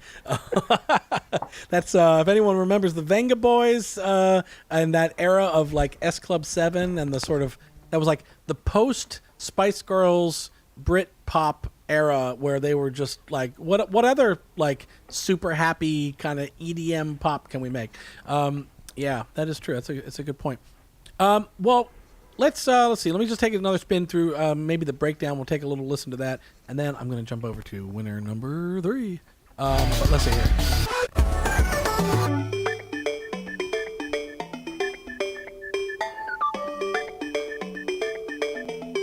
You know, the other thing I'll just say, the other thing I like here is that, and if I'm correct, I'd have to look a little more closely, but on my casual listening here, it sounds like you're taking certain melodic elements that are on one type of instrument or preset, and then you're moving it to same kind of basic hook premise, but moving it to another instrument so that and this is here like ding ding ring the bell classic example of playing with expectations versus surprises, because you're giving people something they've heard before, or at least a modified version of it, but you're putting it on a new sound, and so the two parts of their brain go like, I know this but I don't know this, and so that I'm thinking particularly of that high sound. Is that a different preset you're switching to, or is it just a different octave, or what is that? So this is actually one of the things that I loved about experimenting with Objekt is that there would be some instruments that play very differently in the different octaves. For some background, I'm using a full-sized MIDI keyboard when I'm producing a lot of these tracks, and so I'll just try patches, way down in the bass end or way up in the treble end, and some of these patches sound completely different instruments depending on the octave range. I won't try and mess through my project file to get an exact name, but it was so fun to try different octave ranges, different velocities with the same instrument patch and get totally different timbres out of it. Right. So a lot of the times where it sounds like it's a different patch, it's actually the same patch, but just at a played differently or played at a different octave. It was super fun to experiment with. That's awesome. I have, this is reminding me, I have, sitting on my desk here, I have this one keyboard that's behind me, which you can see by the way I'm reaching. In fact, I'm going to switch to my main camera so everyone can see it. This keyboard here, I guess you'd call that my main keyboard, in a sense. But it is, you can see by the way I'm reaching, I actually have it pushed further back so that it is on camera, Like, there's a couple of things here where, like, the ergonomics of this space is a little bit different than it would be. I normally would have things sitting here, but I kind of pushed them back just to get them on camera, also to cover up my, laundry that's behind that and stuff. But, so this keyboard is a little bit behind me. So in order to use this keyboard, I have to, we're talking laziness here, but I have to take the added step of, turning around, rolling my chair, a meter, and playing this keyboard. And so out of laziness, and bear in mind, it's the small things that can actually stop an idea from happening. So out of laziness and efficiency, I put a little mini keyboard on my desk that's right here. You can't see, but I'm doing it's if I just do this with my hand from top to down, I'm touching my keyboard, and it's the Arturia Mini Lab. But now here's the problem: the Arturia Mini Lab's velocity curve by default. Maybe I could go in and tweak this, but it's nothing, 127. It's really, it goes right to full velocity really quickly, and I have had to, I'm going to jump back to you here, Renzo Frog, on the two-shot, but I have had to remind myself of that more than once, that what you just said, that on a velocity-sensitive preset, there are far more colors and flavors between 0 and 127 on that velocity that are worth exploring. And there's a couple times when I'll record an idea. Oh, shit. Oh, look, it's on. But I'll record an idea, and then I'll go and move the velocity down just to be like, what else could it do, So that's cool. Just a quick question, just out of curiosity, which studio monitor do I use? I think you mean speakers. And I use a set of speakers by a company called Unity that makes a set of speakers called The Rock. I have the Mark II. I think they might be on the Mark III by now. But yeah, the Unity speakers, The Rock, I like them. I can recommend them. Although I do believe I might need a tweeter update, because I've had these for, I don't know, 8 or 10 years. And recently, I got some feedback on something where there's something going on the high end. I was like, I don't hear it. And then I listened on another set of speakers. Went, oh, I hear it. Uh-oh. So, anyway, Renzo Frog. Let's just take a little quick listen again to this breakdown part.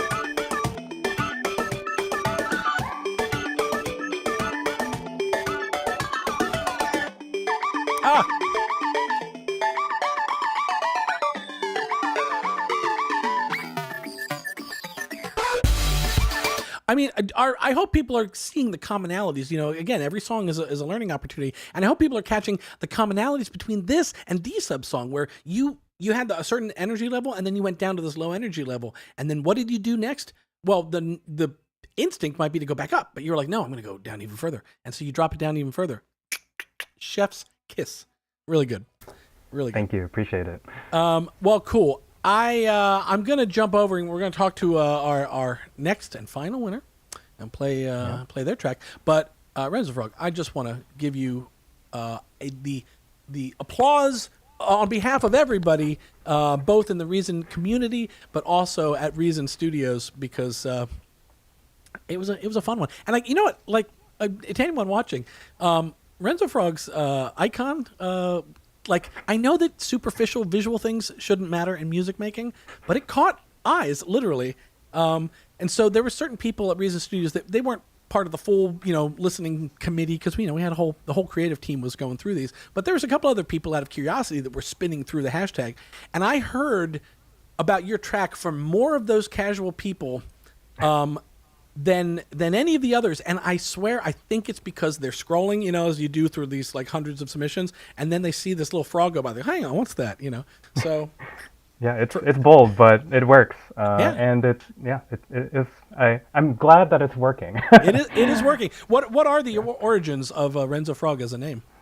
Well, it's just my name with the word frog. I guess the origins is that I do like frogs, and I wanted a simple name for my sort of like producer tag or my sort of alias. And I think that in general, my branding, as simple as it is as well as my sound that we're all hearing, I think they're very tied together. I think that you kind of see like there's this cute frog, little art with very bold colors, and you listen to the music and it's like, oh, this matches my expectation of super bright, sweet, happy electronic music. So it was kind of, and this is all maybe slightly not exactly planned out from the get-go. It's more of an intuition and more of a, I really like these things, so I'm going to lean into it, and I'm not going to try and dampen this aesthetic. I'm going to lean into it 110%. So that's awesome. I applaud it, because I think and I'll mention this because maybe others do as well. So much of music making for all the fun that we have making music and for all the like accomplishments we have and stuff, like we all carry this baggage of insecurity with us as well. And one of those insecurities that I have since the earliest days of my music, learning guitar and all those, was like, you just, like, you don't think of yourself as cool, but you don't want to be thought of as not cool. So like you have this sort of like, oh, do I look weird on stage? Is this a cool guitar to be playing, or is this a not cool guitar to be playing? What should my band name be? Is that a cool name, or is that not a cool name? Are people going to make fun of that name or whatever? And there's what that does, if you let that drive your branding, as it were, or drive your thought process, is you end up making somewhat more safe choices that are less interesting. Like I used to have a friend who used to talk about, for whatever reason, they just always thought the naming a band The Snakes was always the funniest thing, because and this is a perfect example. It's like no one would be like, that's not a cool name in the sense of like it sounds like a rock band, like, yeah, we're The Snakes, hey, but it's also this like really hack cliche choice. And if you ever were to actually name your band The Snakes, you would be doing it because you would be too afraid to be like, to do the more out there thing. I'm trying to think of another band name now that's a little bit more out there. But I don't know.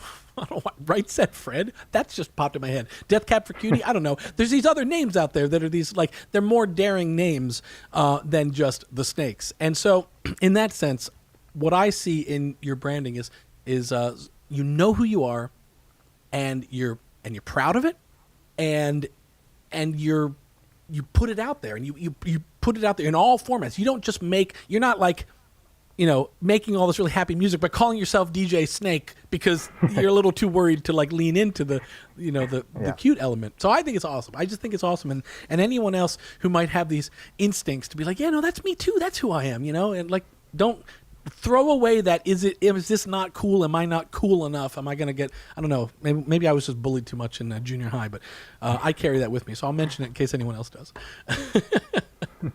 Excellent. Renzo Frog, thank you for joining us. I'm so glad that you could jump in. I threw this out. This is a last minute thing I threw out to you and to the three winners, an hour before the stream. I was like, oh, you want to jump on the stream? And I'm so glad you could join us because it's been really fun, not just playing your song, but really talking to you and getting to meet you. Yeah, thank you, Ryan, for having me. I appreciate the opportunity, and I've been really excited and thrilled to listen to everyone's music as well. So, yeah, awesome. Good. And I will say, Renzo Frog, we will be probably talking some more because I want to hear more about your music. And David Henerato, is already following you. I'll be following you as well. So I'm going to be checking you out. Really big fan. Take care, and thanks for joining us. All right, guys. Well, listen, we got one more. We're going to just do it right now because, like, my God, it's already been an hour and a half. I swear to God. You let me know in the comments if you ever want me to do a 19-hour stream. Apparently, I have it in me to do it. I guess I could. I would have to fashion some kind of pardon me, human waste system to manage that. I don't know. I'd have to take breaks. We'd have to figure something out. But I have the energy to just sit here and hang out with you guys because you guys are so fun to talk to. Chris Mitchell says, thanks for dropping by, Renzo. I agree. Thanks, Renzo from Bomb Toy. Yes. Oh, hey, it's you. I wish I knew how to pronounce this. Kier Vanderwerf. Kier Vanderwerf. I'm so bad. I'm so not good. There's this moment remember the TV show Friends? There's a moment where one of the characters, Rachel, she's moving to France and she says goodbye to everyone. She goes like, au revoir. And then she goes like, they're going to hate me over there. That's how I feel when I try and pronounce your name, Kier Vanderwerf. But hey, we played your track. I hope you saw that. And if you didn't, just back up in the stream. We did play it. Breaking news, Renzo, you can find my music on every platform at Renzo Frog. Go there, give him a follow. So absolutely. Okay, well, listen, guys, let's talk to and let's announce our final winner. Another solid one, performed very well in the creative team's listening committee. That makes it sound more official than it was, but it was all of us creatives over in Stockholm and myself here in the US, listening to these tracks, making lists, sharing our list to each other, seeing which ones were on all of our lists, and then making a smaller list, and then going through them and kind of picking ones that still stuck out to us. It's kind of like if anyone's ever shot promo photos or like headshots or anything of themselves. It's the same process. You've got a SD card with 500 photos that are like subtly different. They're all like, okay, they're all fine, but there's a little subtle difference. And so you take the 200 shots and you get 50 possible ones. And then from that 50, you get the 10 that you like. And from the 10, you get the 5. And then from the 5, you get the one that you're going to use as your headshot or your wedding photo or whatever it is. That's the process we've been going through. And throughout that process, our third winner, he sailed through every round of getting these things pulled, into a tighter and tighter list. And every time I listened to this track, I just continued loving it.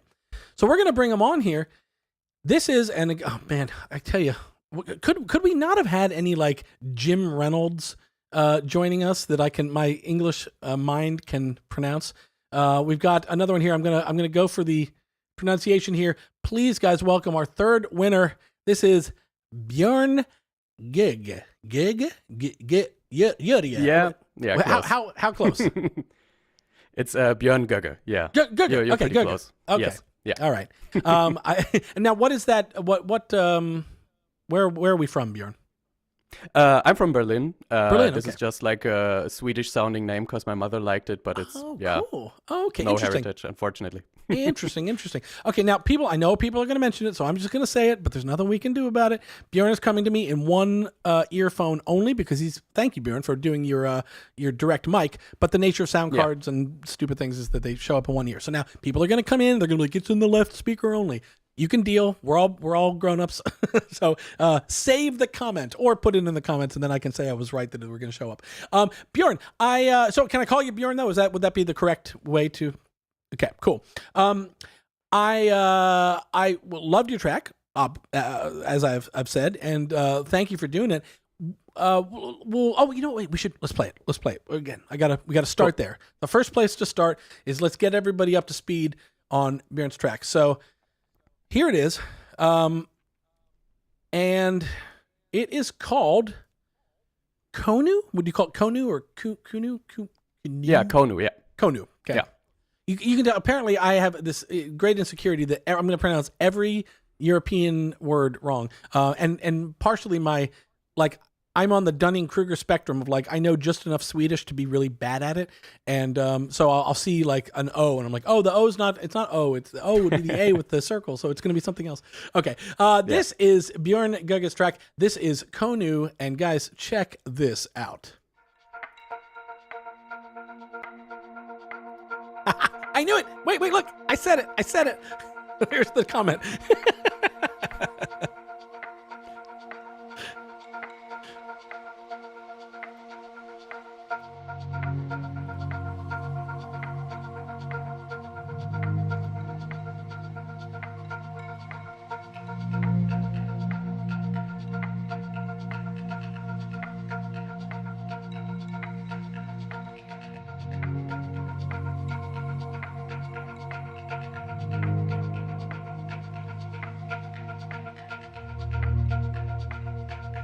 So good.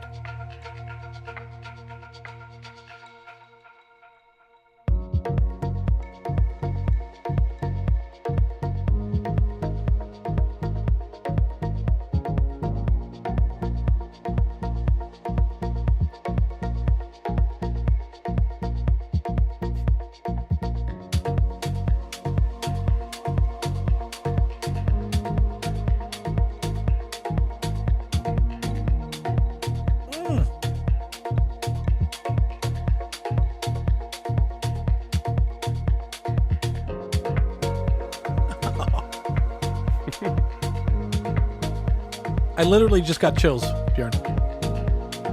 Nice. Ooh, got again. Ooh. Yeah.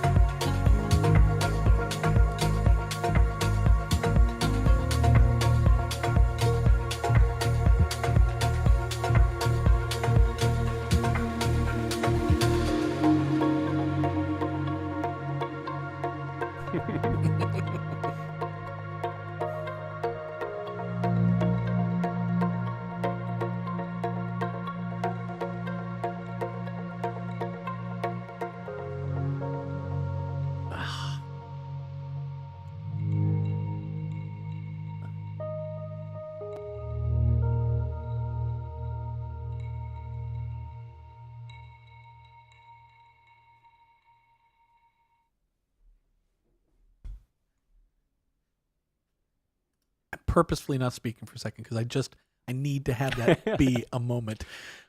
Bjorn, now listen, first of all, let me just say, I have this thing with all these tracks, and this is true of most tracks I listen to. I sort of have the thing when I'm listening to a track I really love, I sort of like temporarily, the way like ducklings, they have a name for this. They imprint on people. Like they'll very quickly, like you hang around a duckling and it'll be like, you're my new mommy, and it'll follow you everywhere the way it would follow a mom, Like I have this thing, like I sort of fall in love and imprint with a track, So if I were to put Renzo's on, I'd be back in the Renzo moment. If I put D-Subs on it, but now I've listened to yours, now I'm in the Bjorn Guggen moment. And it is really splendid. I mean, I hope people can appreciate the level of mastery it takes to do that, because you can listen to that and you can go like, oh yeah, that's like what those sort of deep house tracks, that chill vibe sounds like. But like there is some like real mature discipline going on to make me feel what I feel as a listener. It is just pitch perfect, flawless execution. Bowling a 300, whatever metaphor you want to use, it's really perfect. It's really perfect. Thanks a lot. Very, very nice. And it reminds me of actually, I'll go story time for a second, because who doesn't like me hearing me talk? I love it. No, but I'll tell a quick story. I used to be a sort of annoying teenage music snob who was into like prog rock, not exclusively, but I was really into prog rock at the time. And I had this really shitty, elitist, smug attitude, which was that loop-based music is inferior because you're just doing the same thing over and over again. And why say the same thing twice, express it in a different way? And it was just like, I just want to like go back and strangle that kid. But that changed for me. Literally, I know the exact moment it changed for me. I was in college, and a friend of mine had just, he used to go every Tuesday down to the local record shop and buy all the new records, that week. And he'd listen to them.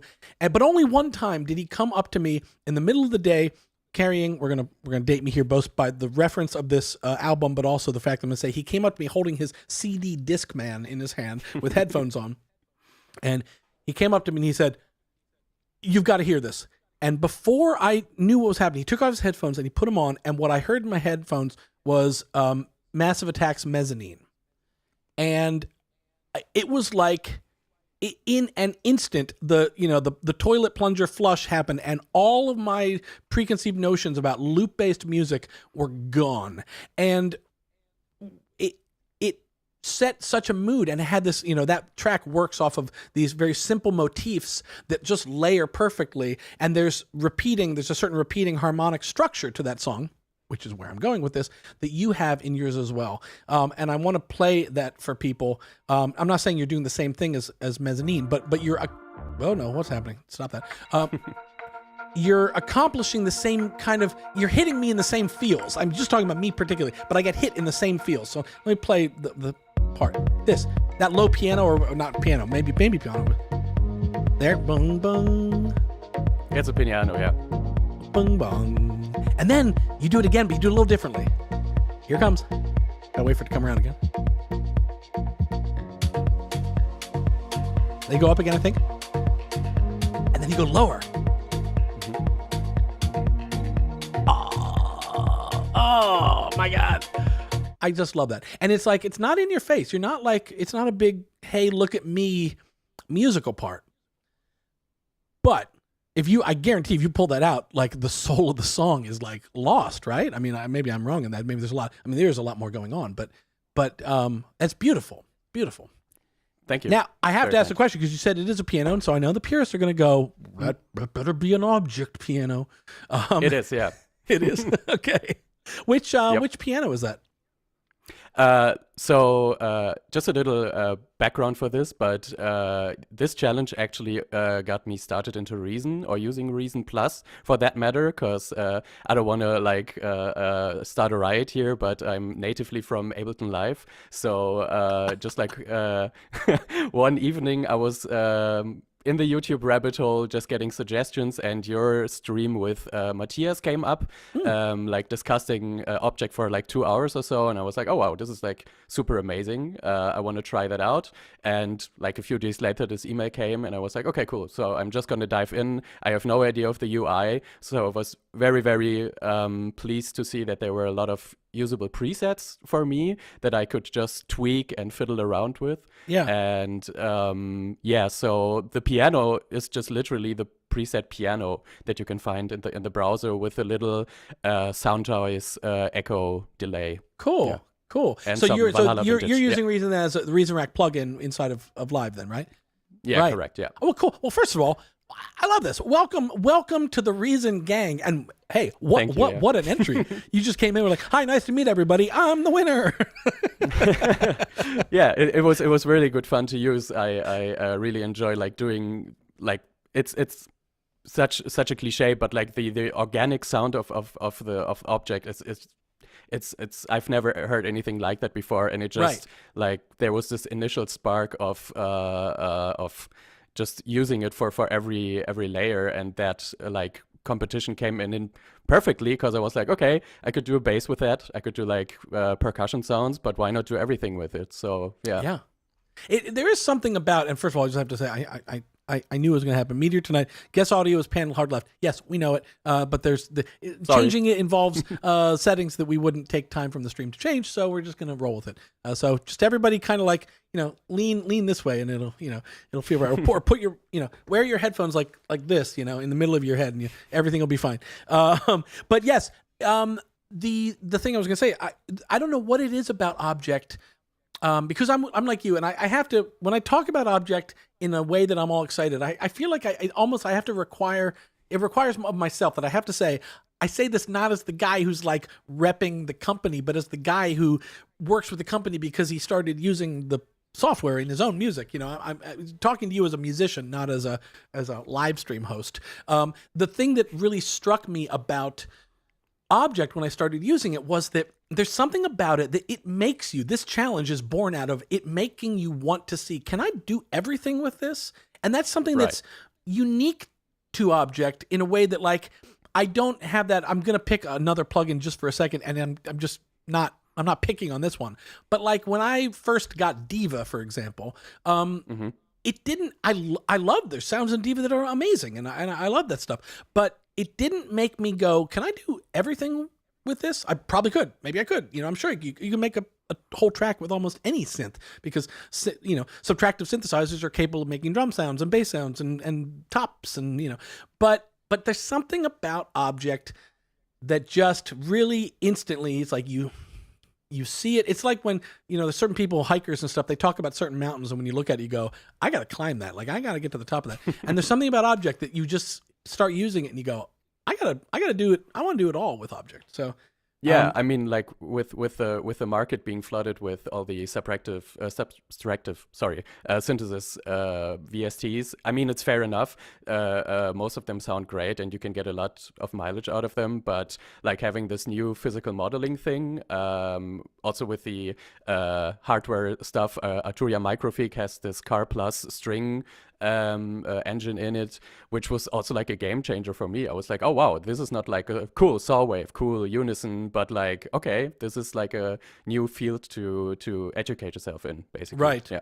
A word coming in here from Mein Vegas producer says, tell Bjorn about Reason Studios Germany, please. It's the the German Reason user group. So I think that's what qualifies as a personal invite there, Bjorn, to cool, thanks. to check in with those. I think they're on Facebook. I'm pretty sure that's where it is. So yeah, check them out. But Nice. lean back. Me lean back? You want me to lean back? That feels weird. Who's leaning back? You lean back, J Creatives. Anyway, it is really a fun one. And so with Object, and with this track in particular, I guess, was this something that you, because you were kind of new to Reason Plus, getting into these things, did you join the challenge and start this track, or was this kind of a track that was starting to be worked on, and then you're like, oh, hey, like I'll just kind of run with this and make this my challenge track? No, to be honest, it was basically like in the first few minutes of this live stream where you said this is like this 5 and 5 challenge. I just got the email and was like, okay, cool, let's do it. Because I'm that guy that gets like really depressed when things don't work out quickly and they don't sound like the way I want, or I get tired after hearing them for like 1,000 time in the loop. So what I did was like this email came like midday, and I was just like, okay, I will like bang something out until the evening, and for the following 3 or 4 days it was just like polishing basically. Yeah. Gotcha. Let's we're gonna take a listen. I'm gonna talk about some of the stuff that's going on in here. But to refresh people, I'll play a little bit again. I'm gonna back up to like this part. That. Come on now.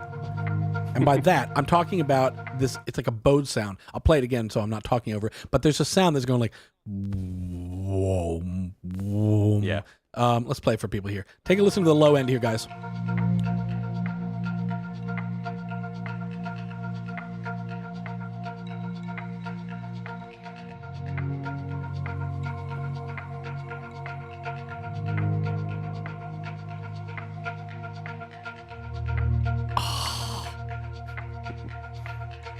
What is that, and where can I get 12 liters of that? I just love it. What is that sound? Yeah, that is the breathy sax 2 preset. No. Yeah. It's. I mean, if you just look for pad and you don't find low pads or pads that are low enough, you have to look elsewhere. And what I found amazing was the velocity sensitivity with every preset, basically. Like you mentioned, this Arctic pad sometime in the stream, and I also used that in that track, but it has like the completely different sound, and I guess that breathy sax thing just sounds like a deep, like filtered down pad if you just play like up to a velocity up to 5 or something. Yeah. I am okay. Now, Bjorn, we are going to do this. I have just loaded Reason. I have got to I have to experience this. So give me a second here, people. Bear with me. Sure. Because we're going to see if we can, how quickly we can. Breathy sax. Okay. Yep. Throw breathy sax. Breathy sax 2. Oh, Yeah. sax 2. Okay, sax 2. Yeah, sax 2. and Okay. Some Echo Boy. Okay, Yeah, well, I don't know, and, but we're gonna put it here. Well, it's a pretty big reverb though, right? It's the Valhalla Vintage one, yeah. Yeah. Okay. Oh, Yeah. actually, do I have that? Oh, I did. Wait, let's do it. Let's do it your way. Okay, Valhalla. Okay, going in. Okay. And let's see. Wait, no, not CV programmer. Let me see. Let me pop that up for a second. Well, let me just see what it gets me. The default. We'll take the default. Okay. Oh yeah, sure. That'll be fine. Okay, great. Now, so you're saying you started here. Yeah. And then you're going down low. So I'm going to transpose. Oh, hang on. Yeah. I was like F sharp 0 maybe, or Okay.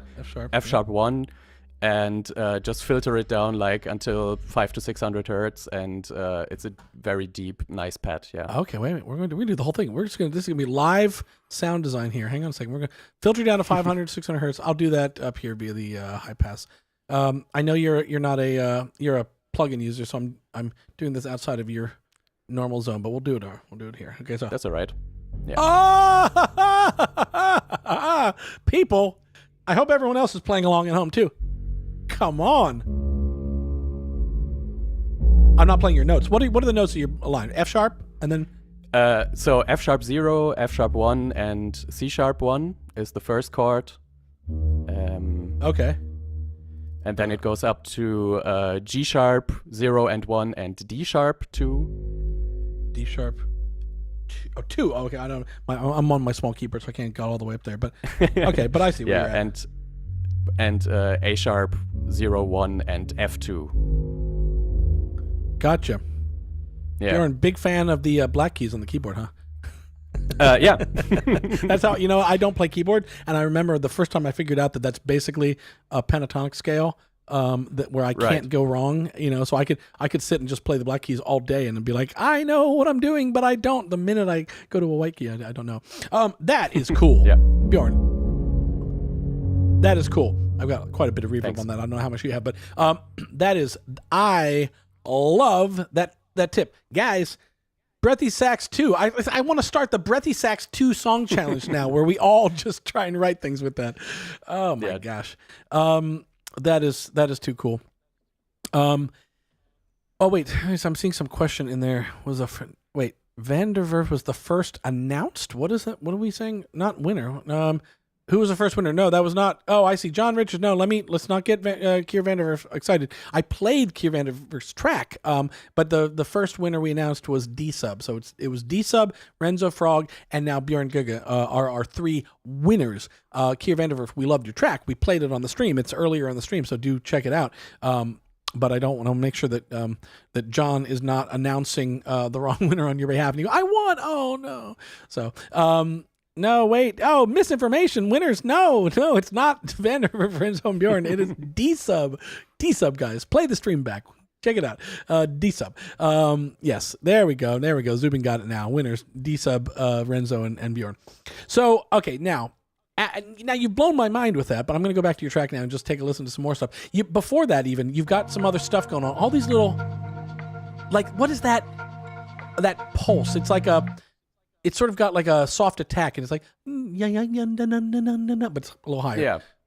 What is that? So it's basically the ocean pad, but to make it more interesting, I created another channel with Objekt, which just had like a percussion instrument, and I put an envelope follower on that, and decided to route that to the gain of the pad, so it would go up and down in volume every time. So it has this ba ba ba ba ba ba ba ba, because I played that in on the percussion channel, and then it's just like heavily processed with reverb and delay, and it gets this kind of, it's groovy, but it's still like not giving any sense of like harmonic content, like until this low pad comes in.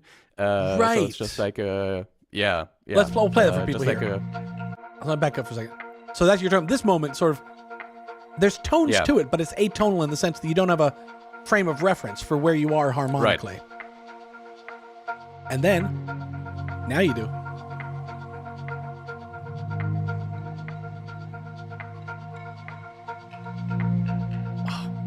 Now I can play along. Oh, wait, no. There it is. Sorry, I'm finding the notes. Sorry, people. I realize it's confusing now. That's not Bjorn's song. That's me. Now that I've got it here, I can play along. Boo, doo, doo. So, yeah, once you do that, suddenly the has a... You've set it against the harmonic backbone of the song. It's a very nice technique.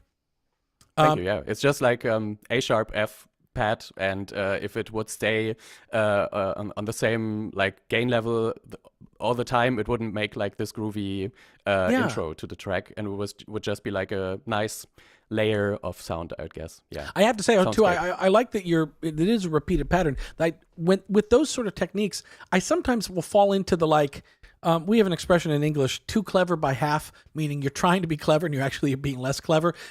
And sometimes I'll fall into that trap where I'll go like, oh, it sort of sounds like Morse code. Ooh, I'll go spell something out in Morse code, figure out the rhythm, put the rhythm into the sequencer, and then people will listen and they'll hear it and they'll go reverse engineer and figure out what I embedded and encrypted. And great, clever, smart, Ryan, but too clever by half, because the result is it's less.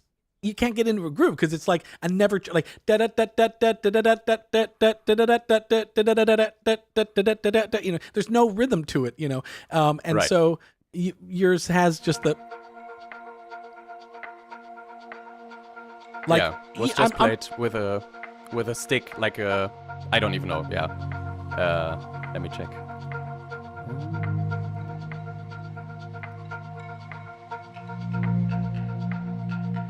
Yeah, it's great. Now, let's talk about this, because then there's the drop. I'm going to jump ahead just for a little bit. Here it comes. Sure.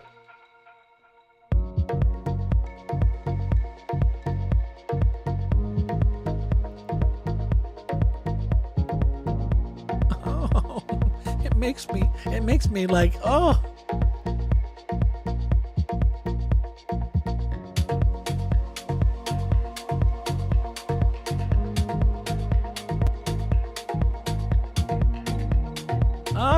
The note choice is fantastic. I'll tell you. I mean, I'm not. These are not theatrics for the sake of like trying to make for an interesting stream. If anything, I'm probably losing people by being so excited about this. But there's something about that for me, the association to the moment I had with Massive Attack Mezzanine, and again, this doesn't sound like Mezzanine, but the association that I personally have to it, like it literally, listening to your track throws my head back. Like, sometimes like a smell or a sound or a photo will make you sort of mentally feel 18 again, 19 again, or take you back to like, oh, I remember that vacation. I feel like I'm there again. And I'm almost having that, like, I feel like I'm in the MIDI production suites at the Liverpool Institute of Performing Arts in 1998 or whatever it was. And I'm standing there with my friend Sean, and he's just I've got headphones on. He's looking at me going like, right? Amazing, right? I'm just thrown right back to that moment. It's such a vibe. And so let's talk a little about this for a second. First of all, like I said, every song is a learning opportunity. And Bjorn, you're doing something wonderful here. I want to bring to people, which is that you've got this totally like swimming little moment. It's actually a little bit like sort of what Renzo was doing with this. Like you can if you want to build intensity, you can go up or you can go down, and you go down in a really beautiful way here before the drop, where you just stop. You just like. Yeah. I'm just gonna like, it's just not gonna happen. And what happens when you do that is that I, as a listener, go, I'm like Rose in Titanic. I'm like, come back. I want this, I want the song back so bad. And it hangs there just long enough for me to like really miss it. And then it hits. And when it comes back in, it's like the biggest like satisfaction dopamine hit. Listen to this, guys. Just the way the songs. I gotta back up just so we all get into the groove and listen to the way it hangs and then comes back.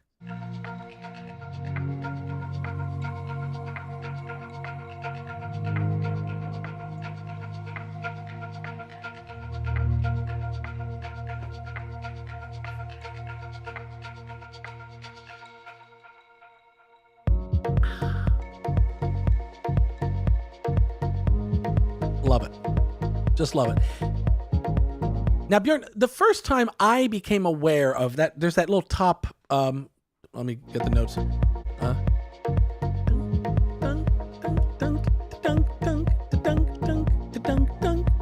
That little thing.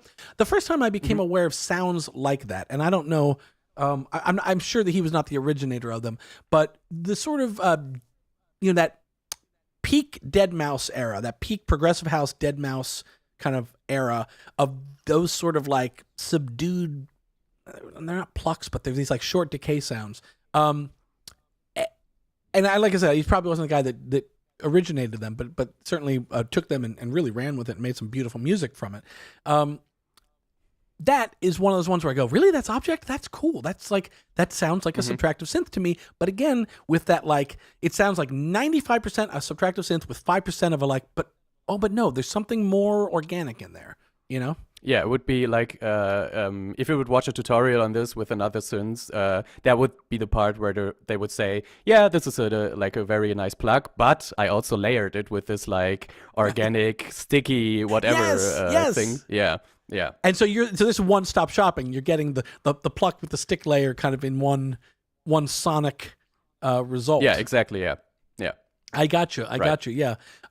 Is that a preset, or is that, I guess Objekt's been out for not a long time, so I imagine most of us are doing preset, at least modifications. You're probably not rolling your own from scratch, right? No. I'm a bit ashamed to admit it, but like everything like started off as a preset because I've been so new to like this UI and. No. First of all, I will be the first one. I will never let anyone be ashamed of using presets. Not for nothing. I showed you I showed the audience, these Valorant tracks I was doing. I'm a preset guy. I am a preset guy. I'm capable of doing sound design, and if I work with certain synths, I'll tend to kind of be more sound designy about, but it's usually the more simple ones, like Subtractor, for your sake, Bjorn, since you're new to Reason. That's it was the first Reason subtractive synth in Reason 1.0, and so it's, kind of basic, almost kind of SH101 kind of synth. Nice. And for stuff like that, I'll do the sound design myself, but it's usually like load up a square wave, adjust the envelope, throw a delay on it, and pretend I'm the postal service. But the more advanced stuff, presets, man, why not? Like, my God, I'm all for. I'm in awe of people that are masters of sound design. And shout out to some of the people that make the Reason sound packs. Adam Fielding has made some amazing object packs. Sean Murray has made some amazing stuff. A lot of amazing sound designers, and we need sound designers in this world. But I am not one of them, and I am not ashamed to admit that I'm a preset guy because I am a musician. I don't, I use a preset on my guitar, and it's called my guitar. It's called standard tuning. It's called, distortion pedal. These are presets in that sense. I don't sit down every time I play guitar and go, okay, let me find a new tuning here. I don't. Sometimes I'll play with that, but most times I'm using the preset standard. And so I do not accept your shame. I say wear your preset use as a badge, especially when you make, I'll go blue when you make fucking awesome tracks like this. Thank you. Yeah. I mean, I was just going to say, I mean, maybe that was a bit strong worded, but in the end, you also have to put them together so that they sound well. And I guess not every preset comes with this magic button that makes it sound great. So right, absolutely. And I don't know to what degree if you came in via a Reason Plus and Reason Plus sound packs, that is one of I guess the promises made in sound packs is that most of them are made with the idea of complementary sounds in mind. So if you like the sound of this pluck, you'll probably like the bass sound and the way the bass in that same sound pack goes with that pluck or the drums.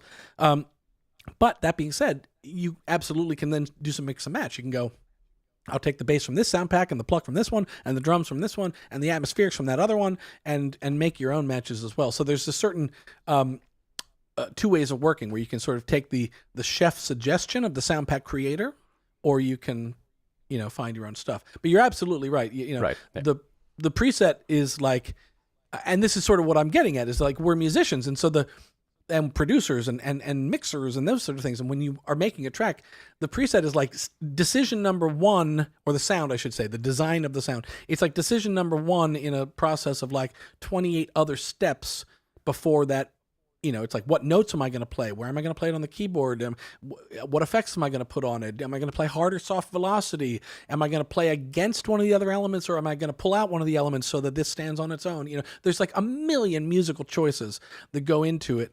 So there is, and I know I'm on a bit of a soapbox here, but there is something about the people that are sort of the preset shamers, because the reason you use that word is because that's out there. There are people that try to make you feel shame for using presets. And what those people fail to realize is that, you could make the worst music with the most amazing custom sound design, and you can make the most amazing music with sounds you didn't spend a second thinking about. You just thought about the music. And so, it's okay.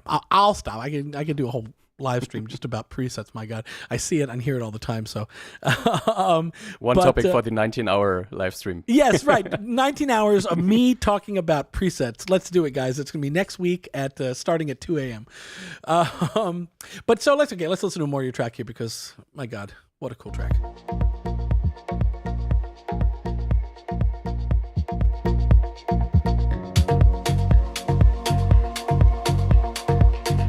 Okay, wait, now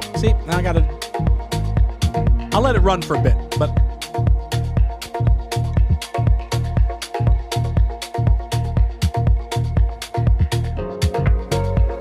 Wait, okay, no, stop. I gotta stop. I want to talk about that other stuff too. But I wanted to talk to you about that, so that backbeat sort of sounds like, I guess we'll call it a snare, but it's not like a big cracking snare. It's more of a, like, I would say in an organic, real world sense, it sounds the way drummers have these things. What do they call them? They're like these little bundles of. They're not brushes and they're not sticks. There's these little bundles of like wooden rods that they can play with. And it's kind of in between brushes and sticks, where a stick has like a real crack sound to it, and a brush has a real soft.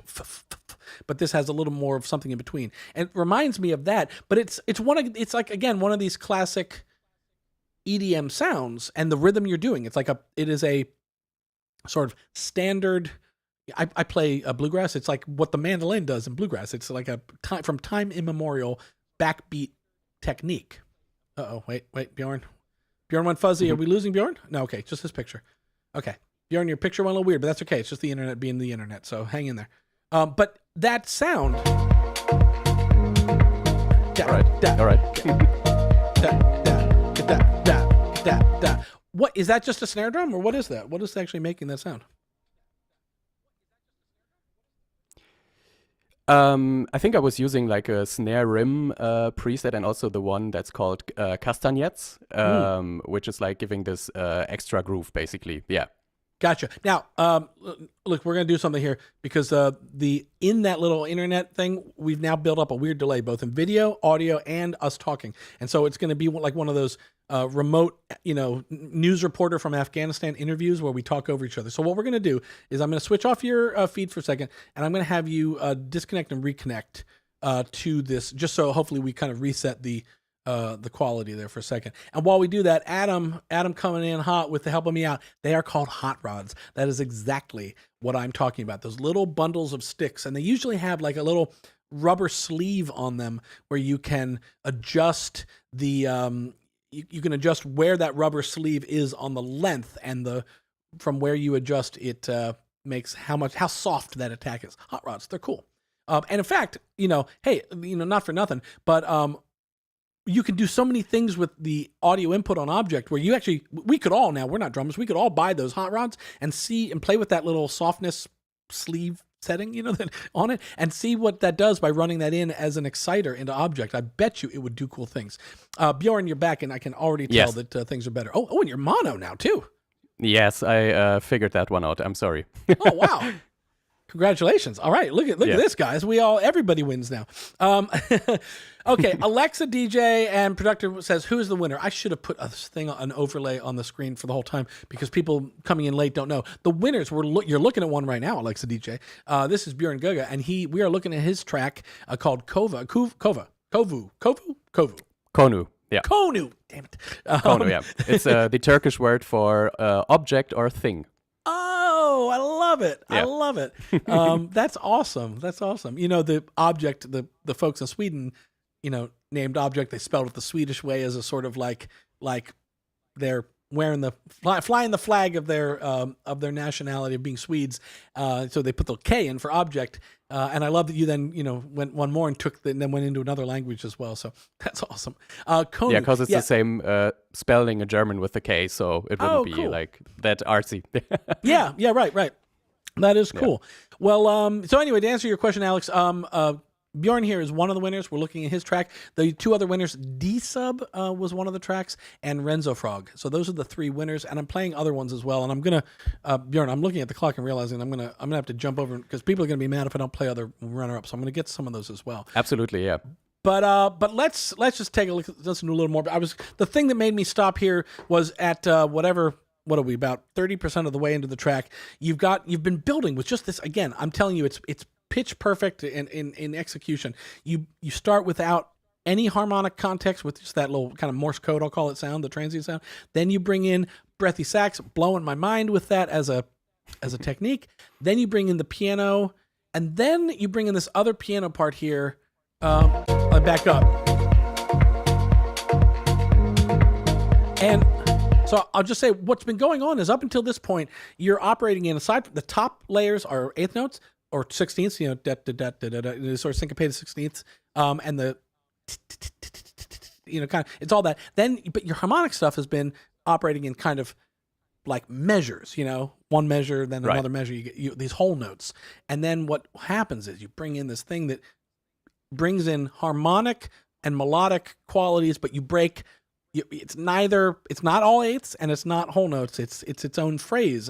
And because you've set up this long build, it's like getting a glass of water in the desert in a way, musically, of like it's so satisfying. Here comes.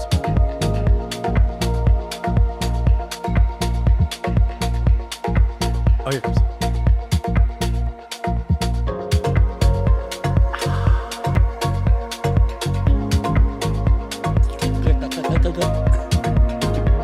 Really good. Now we got a breakdown.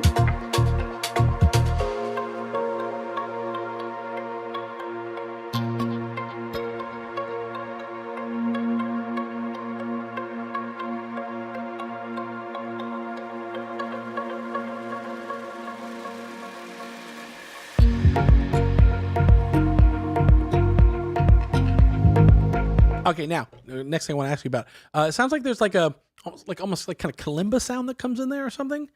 Yeah, it's a soft string pluck sound that's been filtered down a bit. Yeah.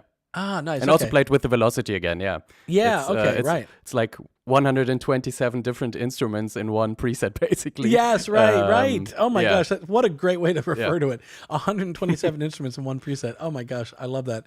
Oh my God, Bjorn, I might have to steal that. You might see that in some slogan for some something coming up. I love it. That's all right. Now, speaking of, I'm going to switch over here to a full shot of you because some people were asking about your hardware that's behind you, and I'm loving the whole vibe here. I'm loving your little like plank floor. Or you got some plants there, which kudos to you. I don't put enough plants in my workspace. But the hardware is what people really want to know about. Can you let people in on kind of what that stuff is and whether it's just blinking props or if it's stuff that you use?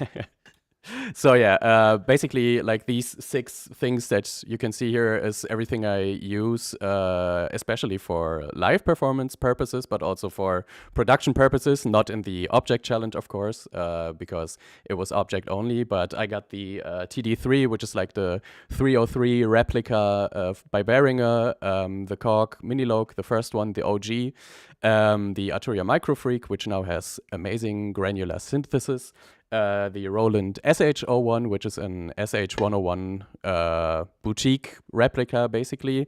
The RD9, which is a 909 clone, also by Behringer, and the model samples by Electron. And I also got an Octatrack down here, which I'm currently not using, a Mark 1, because I got a Push 2 recently, not that long ago, basically 3 days before Push 3 came out, which was a bit annoying. But yeah, I used this. Like everything's hooked up to my, I've got a little rack down here. Everything's hardwired, everything's set up in Ableton, and I tend to do like live sets with it and record stuff in. Yeah, right. That's beautiful. Well, everybody's a fan of it. They all love. I mean, hardware is fun. I don't use hardware. You can see from behind me. It's like MIDI keyboard. I use hardware processing, but even that, like. I tend to not round trip through that as much as I would just use. Like just the other day, I have an LA2A. It's an emulation, but I have an LA2A, and I needed to put it on a vocal. I was like, I'm just gonna use the plugin. I thought about it. I was like, I get that. But it is great to see that stuff, and they can certainly be. I mean, certainly as a sake for the sake of inspiration. Just changing up your routine. You could use a 909 plugin, right, or you could use the hardware, and you're going to make different music when you make that choice. So that's right. Yeah. Well, that is cool. Okay, now, Bjorn, I'm going to not abuse everybody of their entire day's time. So I do want to play some other tracks by some other people. So I'm going to jump over to that. But I have so enjoyed your track and so enjoyed talking to you today. I'm so glad you could join us for this. Thank you. Thanks for having me, and thanks for being such a welcoming community as well. Oh my gosh, that's right. I keep forgetting you're new. I'm I'm so happy to have you with us and have you as part of the Reason community. The Reason community started this hashtag. They started it. So I want to say it might have been. I've seen a producer by the name of Anonymous who has said that he was the originator of this hashtag Reason Gang thing, and it's kind of become Reason. You can't say hashtag Reason because it's like any other of these DAW words, hashtag Logic, hashtag Live. Like you're just gonna fall into this much bigger conversation, and so hashtag Reason Gang sort of took off as people used it as a hashtag, and now they've started. It's like you sort of. Hey, we're the Reason Gang, So with that in mind, welcome to the hashtag Reason Gang community. And we're thrilled to have you. And you, just by virtue of your arrival, you are making me a better musician already, and others. I mean, come on, breathy sax alone. I love it. I will be using that for sure. Cool. So yes, let me just pass on some comments here from other people. Welcome to the community, Bjorn. Yes. And I wanted to go up. There was some other stuff about this track. Oh yeah. People just saying, so good. This one I liked. I love I hope it's not finished yet. The vibe of that. It's true. It's one of those you just want to keep swimming in it forever. And again, I want it to play forever. Yeah, exactly. David Henerato calls it Ethereal House, which I think is a nice little, I don't know if that's an official term, if that's a genre, but it's a good descriptor for sure. And Pulu Sound is just saying, really great tracks. Congrats to the winners. And that's true. Congrats to all of you guys. Logistically, Bjorn, I have no idea how you collect your prizes. That's above my pay grade, so I don't have to worry about it. But I'm sure people will be in contact with you to let you know how to grab your. I can't remember what's this. There's some swag. There's some. There's a Reason Plus subscription. There's stuff in there. You'll love it.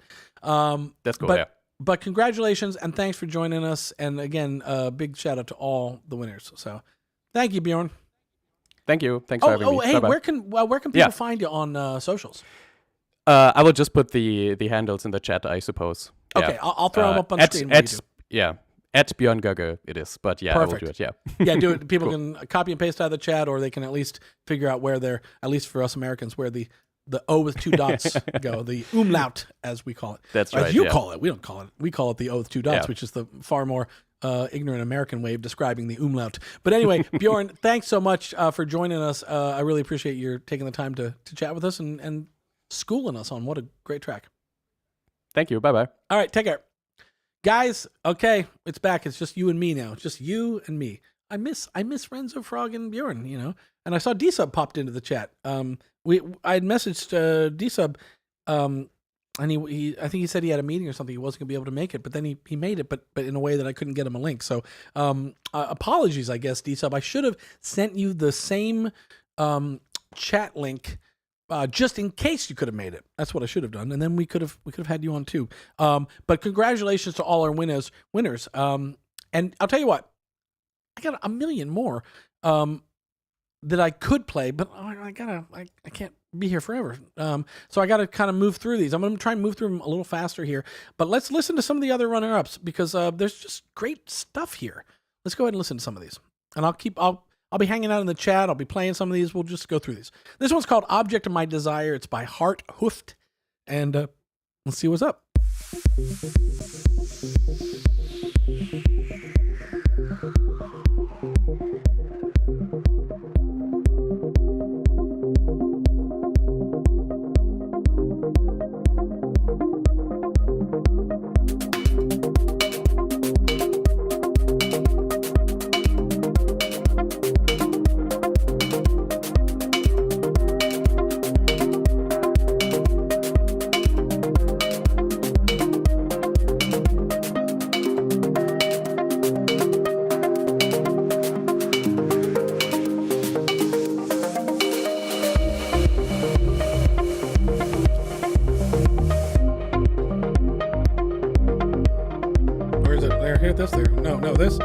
There.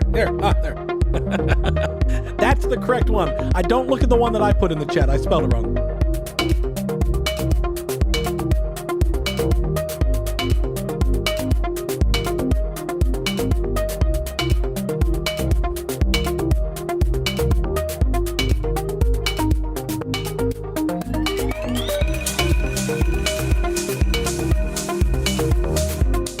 You can see what I mean when I said that the margin between winners and runners up is really thin. It's a great track. Why didn't this one win? I don't know. It's great. It's a hard one. I'm sorry. But congrats. It's wonderful. I love this.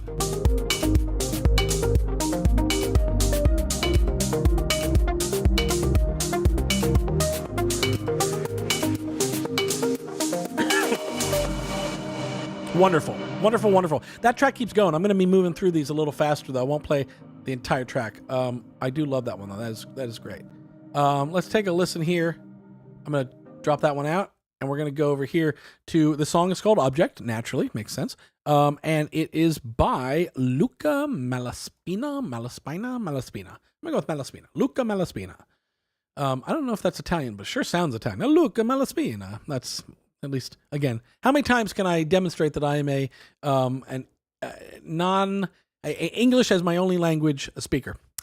Between this and Keir Vanderwerf, I'm batting 0 today. If I can make, there you go. I'll make a baseball reference just to really drive home just how uncultured I am. Luca Malaspina Objekt. Let's check this out.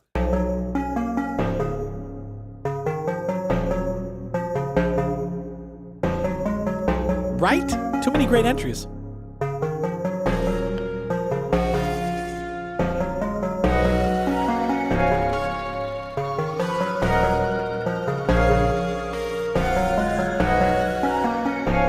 Francois, I remember you from the, welcome to the Twitch side of the fence.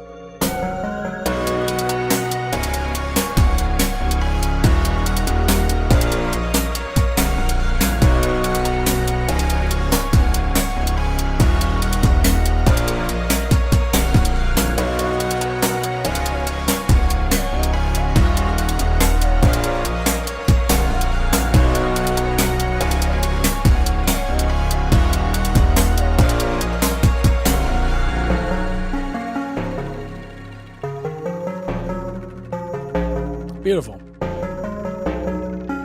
you hear that? You hear that little? You hear? I mean, since I know we're using Objekt, you can hear the they used the noise exciter, not the impact exciter, and it's maybe it's a preset or maybe they did it themselves, but it's that one called is it Random Pulse? I think it's called. Or maybe it's not random. Maybe it's one of the other ones, but it's like it's got that kind of like rattle quality. Let me back up for a second. You'll hear the sound where it's kind of like it's like doing this kind of bubbly. Let me turn it up. Right here. Here.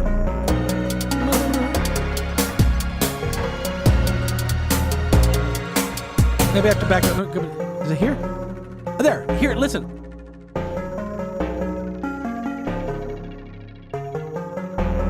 It's that background sound. It's really great. It's a good little texture there. Objekt, Luca Malaspina, really great track. Really good track. I love you have rattle.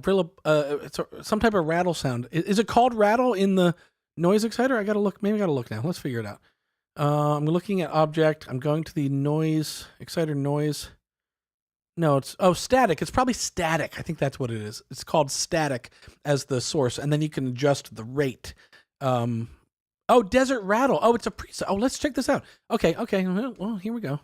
Here I was saying I was going to go quick, but let's jump in for a second. We think it might actually be the Desert Rattle preset. Wait, now hang on a second, Philip. No, you're not. You're Philip. You're not Luca. Okay, so we're going to assume that you're not one and the same and telling us from experience. But let's do this. Let's jump over and let's load Objekt.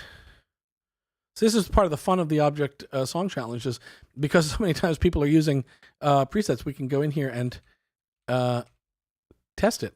In fact, actually, one or two, I don't know. I'll just tell a quick story. When I first started working, or the first time I went over to Stockholm I'm forgetting the name of the artist, and this is going to make the story way... Oh, I remembered. Good. Okay, good. The first time I went over to the office in Stockholm and met everybody, the day I walked into the office, there was this one guy who he was named Leo, and he was working support at the time. I think he ended up doing some other stuff on the creative marketing side, but I think at the time he was working in support, and he had a set of headphones on, and he was going through the new Tyler the Creator album. It was the debut Tyler the Creator album. He was going through it and finding all of the Reason presets from the factory sound bank, because he kept recognizing sounds. He's like, wait, I know that sound. That's Reason. And then he'd go into the factory sound bank and find it, go, yep, there it is. And he was just making a list of like, okay, this drum sound, this bass sound, this, this melody, this is this sound. So anyway, we can do this with this Objekt Song Challenge too. Okay, there. Oh, that's low. Let's go higher. Let's see. Oh yeah, there you go. It's that thing is in the song. Maybe it's Desert Rattle 2. No, I think it's Desert Rattle 1. Yeah. I think that is it. Let's find. We can find the right note here. I'm gonna play the song again. Oh wait, I'm back up.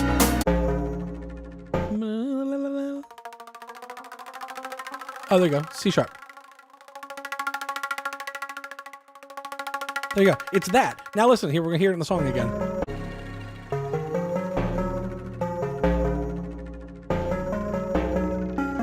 Hear it?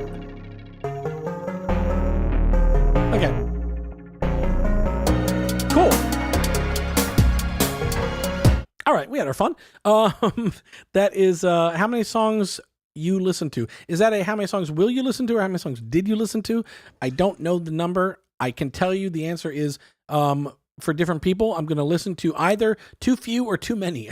And there's no one that ever goes, you listen to just the right amount of songs. It's either shut up and play, or it's you know, get off the stream. I got shit to do. Here, let's take a listen to this one. Drifting Beyond Objectives by Aswin. I agree, Philip. I think it's a little modified.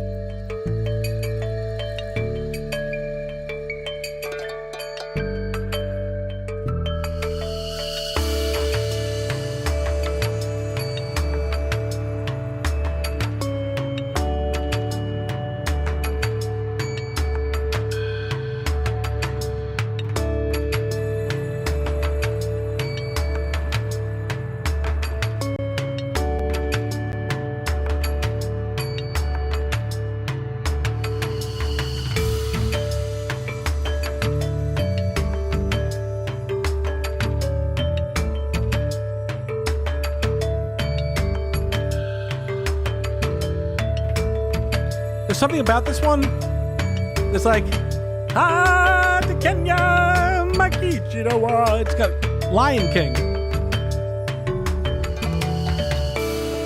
Doesn't it give you sort of Lion King vibes? I don't know. But it's beautiful. I mean that in a good way.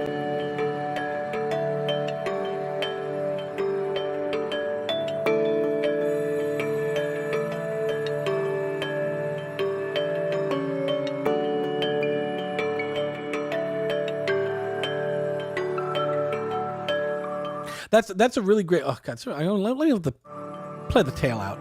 Let's listen to the whole thing. So good. Beautiful track. And there's a thing about that song.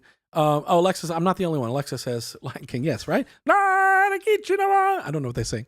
And yes. So here, this is what I was about to talk about. Emiliano, tropical, right? So when Matthias and the team, the Brain Trust, Matthias and Peter and Andy and all the people that over Ludwig. I mean, I shouldn't start naming because now I'm going to leave people out. But the guys who came up with and made Objekt.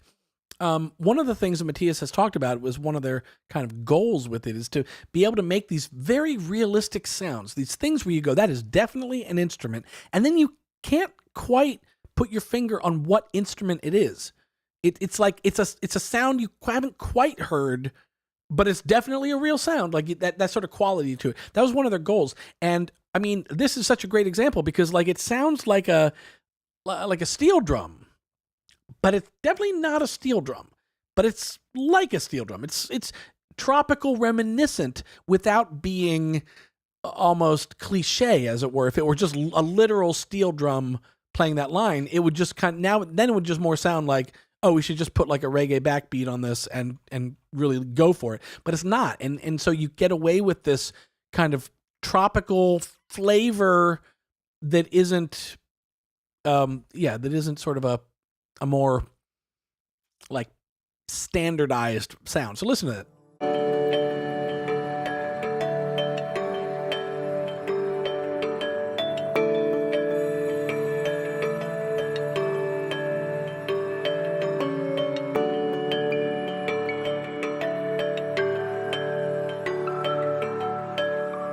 I mean, you can imagine if that was an actual steel drum, how it would be like just less cool, like it's cool because, and again, I feel I'm going to be hitting sort of these common themes throughout the stream, but like we're talking about, this is another great example of like expectations versus surprises. We're giving the listener or Aswin is the listener something that, is meeting a certain expectation but surprising them at the same time, and you're holding those two things on a scale, balancing those. Sonic Uncanny Valley. In a way, Philip, that's a probably a good way to describe it.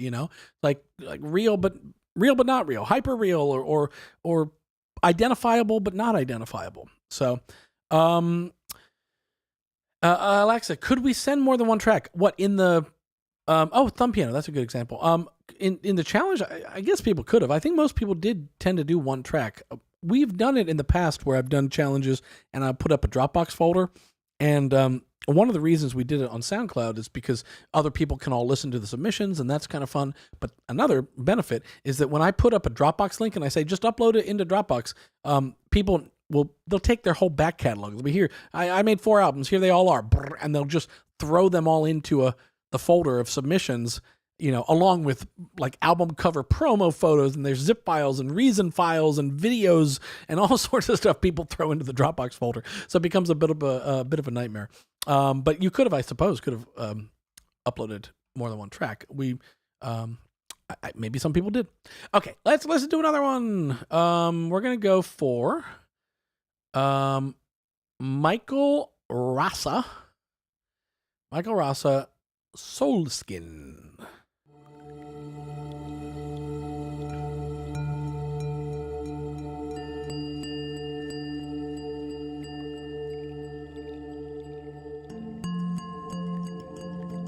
Monkey Island, Chris, that's one of the soundtracks my brother worked on. I talked about early on that my brother does game soundtracks, and he did not the original Monkey Island, the reboot. I guess like 10 or 12 years ago, they did a reboot of Monkey Island, and he did that.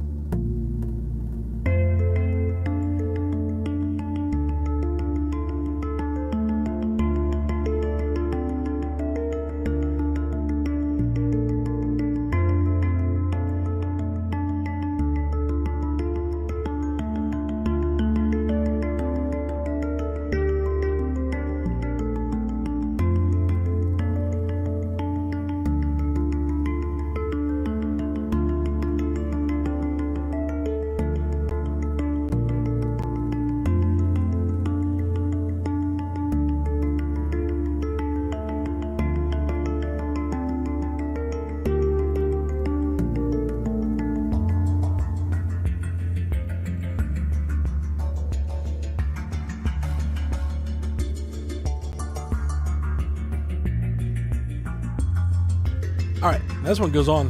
This one goes on for a while. I'm gonna play one. I'm gonna fast forward myself here a little bit, and I'm gonna play another one because they're in the chat. So we're gonna play them their track. Patches Red is here with us both in the chat and with their track in our list here. Pretty Hardcore Object. This is by Patches Red. We'll go ahead and play this one here. I mean, come on.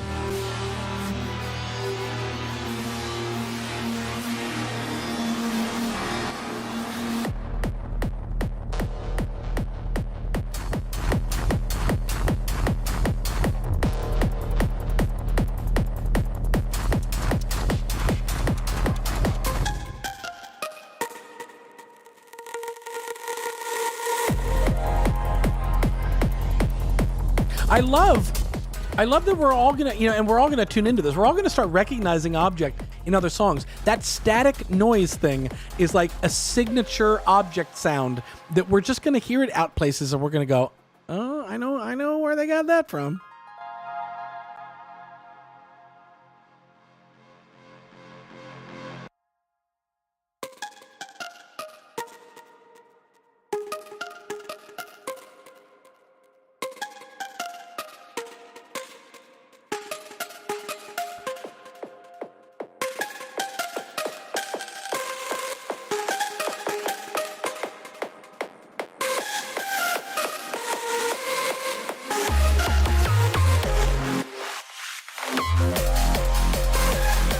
I'm going to back it up just for a second. Bjorn said something about how, a lot of times you'll create a sound with a subtractive synthesizer, and then you'll layer some like kind of stick hit on top to kind of give it some quality. Here's a perfect example of that. Listen to this part. We're doing that with one sound. but normally that would be like percussion and, you know, a synth. Anyway, okay, patch is red. Yeah, right. Static is so much fun. Who knew? Who knew that I needed static in my life as a musical feature? But I really do. I'm reaching for it a lot more now. Okay, let's check out a few more. I am gonna have to set my own curfew here on myself. Let's check out this one. This one by Pixel Hog. Pixel Hog, we're gonna call this, or they're calling this Search and Discover. Here it is. Let's take a listen.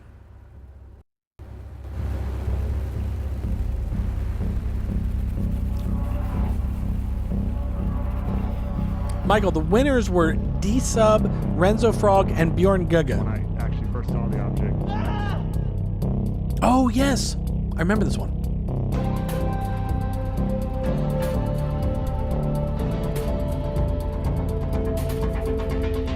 So Pixel Hog is using these kind of cool samples, which I'm sure purists are going to be like, that's not Object, but come on, or I'm allowing it. There's these cool like dialogue samples over top of his track and that talk about objects.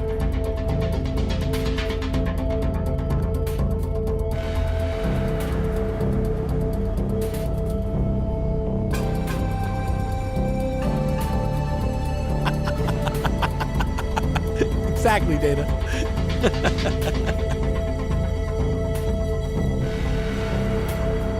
Hey, he's here.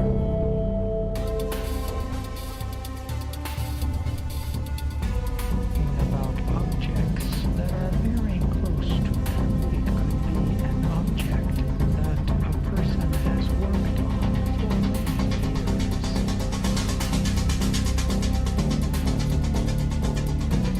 These objects will be large and used for spacecraft.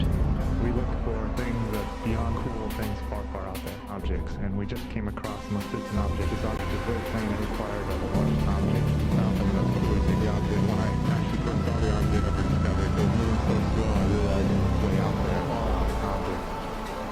Object.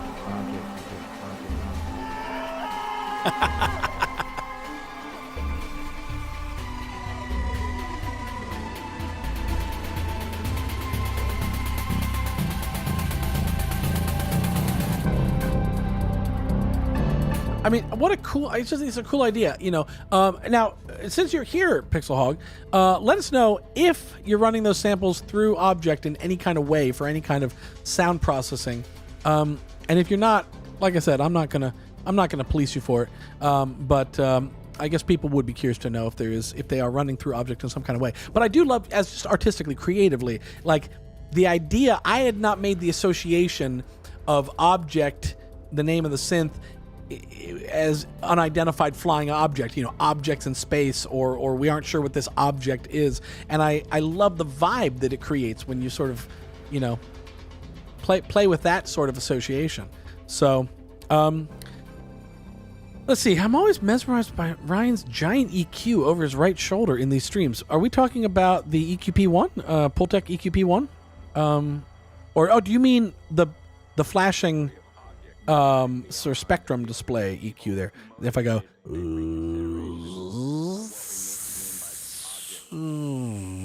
I can't smoothly. That's a new game I'm gonna try and play. Can I smoothly? How smoothly can I transition?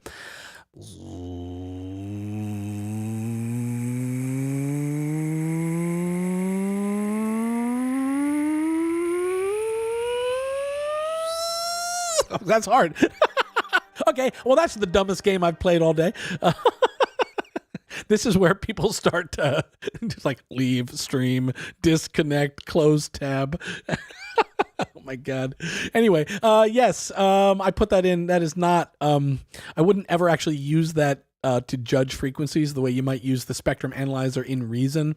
But for blinky lights behind me on a stream, purely, I don't ever get to see it except when I'm watching it, like kind of in the rearview mirror, as it were. But anyway, there you go. Yes, nice light show. Exactly, Thomas. It's literally just there as a light show. That was hypnotic. I don't know. I don't know what to call that. I don't know what that was. Anyway, okay, let's play another one. We'll do a few more of these, and then I gotta bug out, guys. All right, this one is called Stream Wanderers by Strangers. Turn this back up. I'm gonna jump ahead because it's got a little bit of a build, so.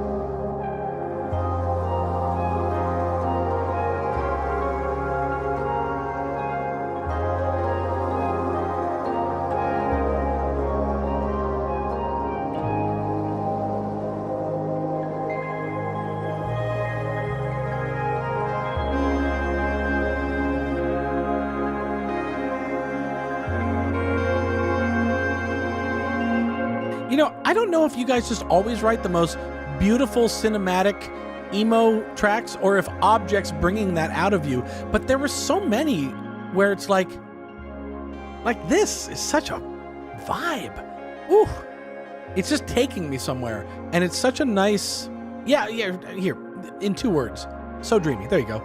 Thank you, Denise, Isaac Music, Dennis. I can't know.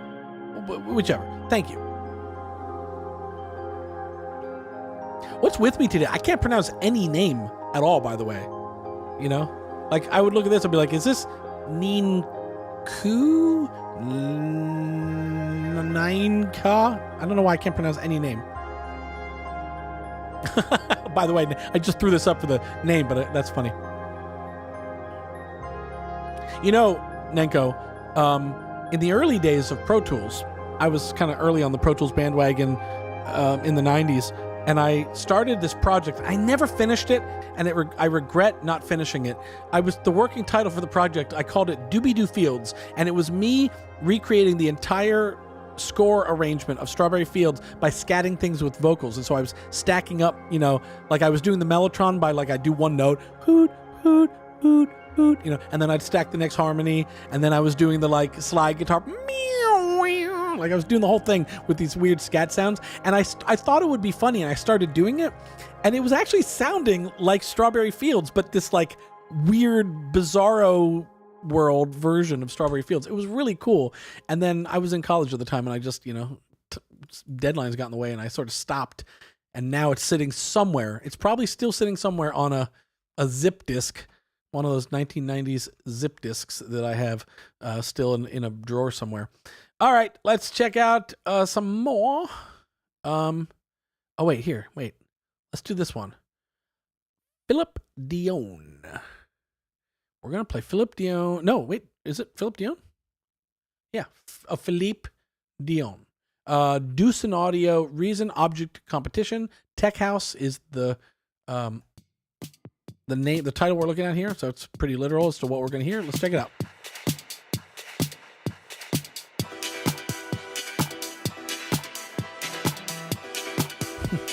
That's one. I got one right.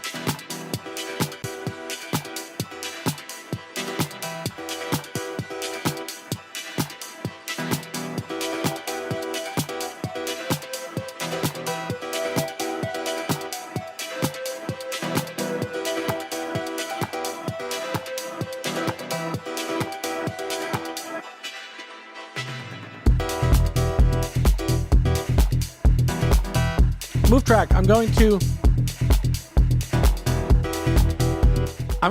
listen to this track a bit, but I'm gonna answer that question.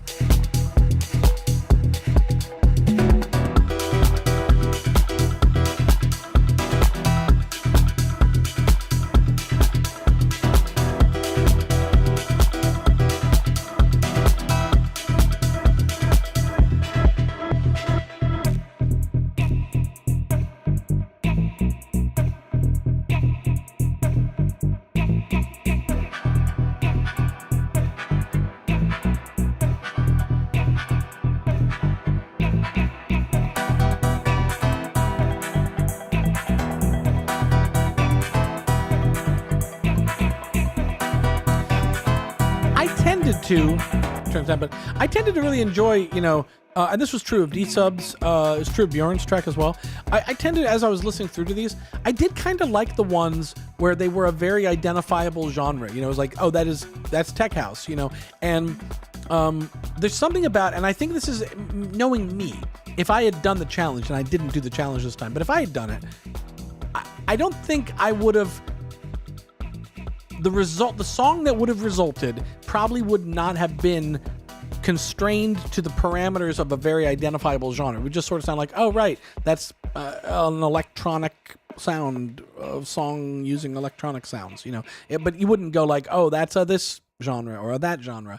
And so I really respect all you guys who are working within, because the thing about these genres is they're pretty narrowly defined lanes in terms of what makes a song tech house instead of deep house, instead of prog house, instead of whatever. It's usually a pretty narrow set of parameters that kind of fits you into that genre, the subgenre. And so to do that successfully with the added complexity that you're doing it using just one instrument for everything, that's no easy feat. So congrats to everybody that did do that. And tracks like that I thought were a great example of it. Now back to this question. Mooftech. Interested in getting Objekt. Has anyone tried using a guitar with it? Yes. And there's some actually really cool stuff you can do, and I wish I could tell you exactly where to go in it. But if you look at the live stream that I did within the last month with Matthias, it's the other Objekt live stream. If you look in our live stream feed, if you look in there somewhere, and you could scroll visually until you see Matthias holding a guitar, but he does this cool thing where he hooks his guitar up to the audio inputs on the back, and then he ends up strumming sounds in Objekt. It's a kind of wild thing. I think he starts actually by he loads a guitar preset in Objekt, which you would normally play by way of, so it's Desert Rattle still, but you would normally play it by way of, here, I'll do here, just playing chords on your keyboard. And the hard thing about guitar patches is that they never quite sound right because of the difference between hands on a keyboard and strumming a guitar. And so Matthias plugs his guitar in to the back of that guitar preset in Objekt and strums, and all of a sudden it's like, wait, now that sounds like a guitar all of a sudden. It's amazing the leap in sort of realism. And yet again with Objekt, there's always that sort of fun balance of like it's identifiable and it's still got that little je ne sais quoi of something unique and not identifiable. It's not just a guitar. It's something else, but it's being played and sounding like a guitar. So do check out that part in the live stream. If you scan through that live stream and you see him holding a guitar, that's the part to do it. So now I'm losing my voice, guys. I think it's the world's way of telling me to wrap this up. I've got a gig tonight too, so I got to sing all night. Not all night, but for 3 hours, I got to sing. So I got to be a little careful about not blowing out my voice here by talking with y'all. Let's play The Night Sky by Taos. You guys are not making it easy with me on the names. Tauseti, Cety, Tauseti. I'm going with Tauseti. Rhymes with confetti. I could be wrong, but who doesn't love confetti, Tauseti? Here we go.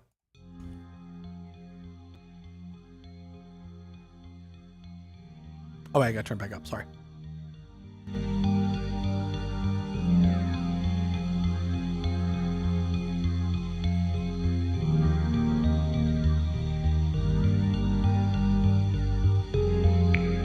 Now you're thinking, I have the world's biggest cup of water. I just haven't drank any.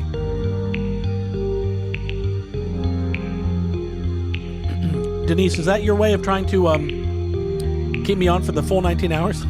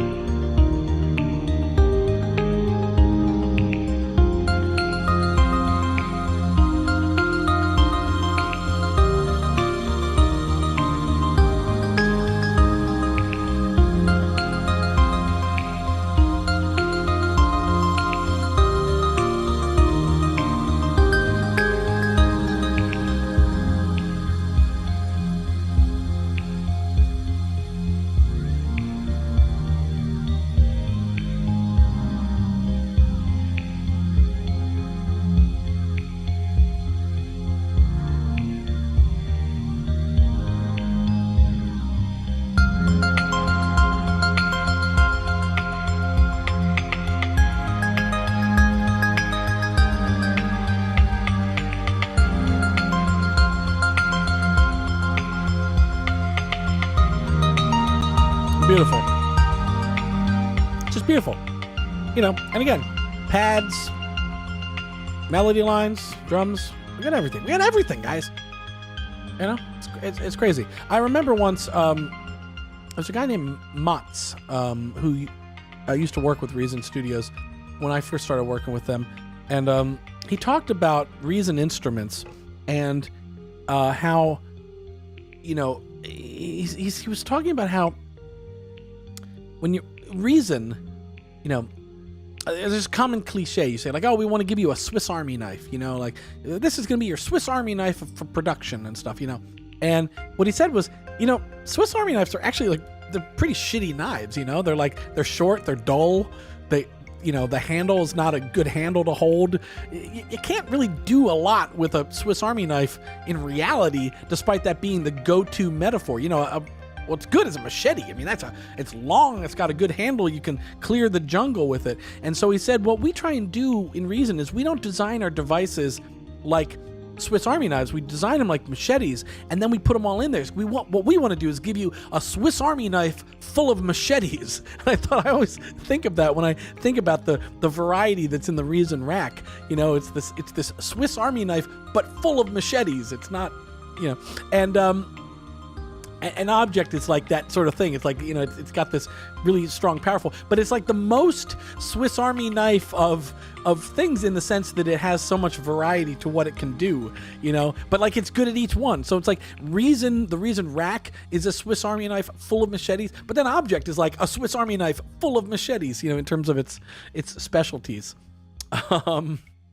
Yeah, Leonard, congrats to all. I agree. Leonard says, and listen, guys, if you needed an excuse, you deserve a German beer tonight. So let's all go out there and get our bottles of, you know, Berliner or I don't know, name your favorite German beer down in the. Wait, is it Berliner? Is that what's called, Berliner? Now I'm second guessing whether I'm naming the correct thing. But anyway, name your favorite German beer down below, and it's okay if it's Heineken. No one's going to judge you if you go for the, you know, the one that most Americans probably know when they think of German beer. You can, that's okay. But okay, wait. Now there's a long question coming in here from New Tech. We're gonna throw it in, and I'm gonna read and answer at the same time. Sorry for the long question. No need to apologize. Can Objekt affect the harmonic content of an external audio source, or does the external source act more like a vocoder where you need a carrier to add the harmony? Ah, great. Okay. I think the answer is closer to your first thing. Objekt is the carrier, and the external input is the modulator, if you want to talk in terms of vocoder metaphors. But you don't have to think of it like a vocoder. But it's more like that. So if I were to, I mean, here, dare I try and do this on the fly? Oh boy, this might be a regrettable choice I'm about to make, but here's what I'm going to do. I'm going to load just some sort of sound. What are we going to load? It could be almost anything really, but let me see if I can. Well, here, mellow yellow. That's the default sound in Objekt. Sounds like this. Right? I'm just banging my keys. Maybe I should play something remotely nicer. Okay? So that's sort of the default sound that's in Objekt. Now, if I were to, let's go here. Now, the weird thing about this is that you're going to be hearing my mic coming from my mic and, oh wait, no, okay, I'm not going to do that. I almost went to hook up a different mic. But you're going to be hearing it coming from the direct sound and coming from Reason. So you're going to have to listen past that. But if I run the sound into Objekt, and now let me just set up my, there you go. There's my audio coming in. And now I need to, wait a second. Is that doing what it needs to do? I don't see it showing up the external in. I wonder why that is. We're going to find out. And we're going to change this. I'll change this to mono. There. Oh, yeah, there it is. Okay. Ooh, here, you hear it? Now, I'm going to turn this up. Now, again, you're going to have to listen past the direct sound. But what you'll hear is that my voice is basically controlling. So if I change the pitch, the pitch is gonna stay the same. I lied about that. Maybe do I go here? Ooh, no. Ooh, no, that's definitely the wrong one. So anyway, my point is, it's if the sound I send into it, like let me just send in some high frequency.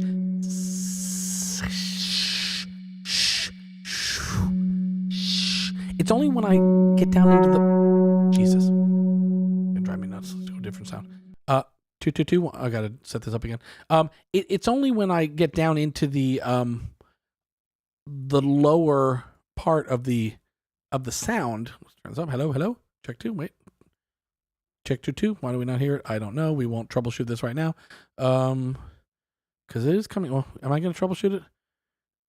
God knows how this preset is set up. I shouldn't be trying to do this on the fly. Check 2. Going to here. 1, 2. Hey, there we go. That's actually gonna be an easier one to hear. So let's do this. So you can hear my voice. If you again, you're gonna have to listen past the direct sound, but you can hear that my voice is coming through. It's understandable. It's almost like microphonic pickups. If anyone's ever had a guitar with kind of cheap pickups and you can shout into them and it comes out your amp like a microphone, it's got that quality. You can actually hear what I'm saying coming through Objekt, but it's more like a vocoder in that sense, that it's the frequencies of my input exciting the resonators of Objekt, if that makes sense. Hopefully that was vaguely clear. Now I'm going to get that off. Whoa. Okay. Okay, guys. Let's see what's going on here in the comments. External input acts more like a mallet or a brush or other exciter that rings out your object patch. That's another way to say it, but there is it's got this weird quality where when you do something understandable or discernible like a voice, that quality will carry through to the resonator. It's almost like, and again, I'm going to draw weird parallels if you aren't a guitarist, but or banjo. Let me talk just. I'm going to talk just to the banjo players out there. Have you ever had music playing in your room and you hit stop and you realize your banjo is ringing because it's resonating from the music? Happens to us all, right? Banjo guys, come on. Hashtag banjo gang. It's like that. Or a guitar is another example where it resonates to the external inputs. It actually sound waves in the air excite, the particularly high quality, nice instruments. A dead crap guitar isn't going to do it, but a nice, primo guitar with great woods and old aged dried out wood, it's going to resonate from just sympathetic responses, sympathetic audio that's kind of coming in just through the air. And so it sort of has that quality to it when you run the external input. Okay, that is all of that is a long way of me saying, let's play one more, and then I gotta go, guys. What's it gonna be? Let's see. I'll let you guys. Okay, we're gonna choose in the comments here. We are going to play either AEOX floating point. Okay, so floating point, that's one. Oh wait, Data. Hang on a second. Oh, okay, may have to play two because I just saw Data is on my short list, and Data's in the chat. Let's do that. Let's just play Data's real quick. I've seen Data in the chat. Data, Reason Objekt Song Challenge, Having Fun Mix, Der DJ. Here we go. I remember this one.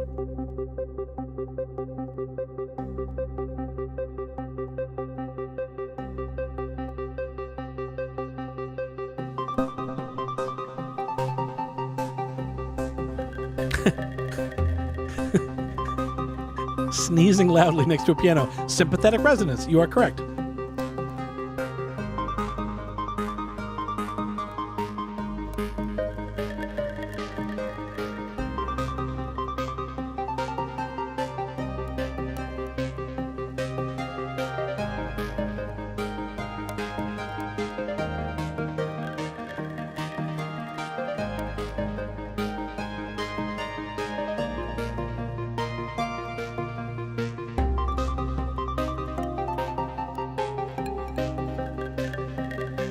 Rattle, static. Such a signature sound.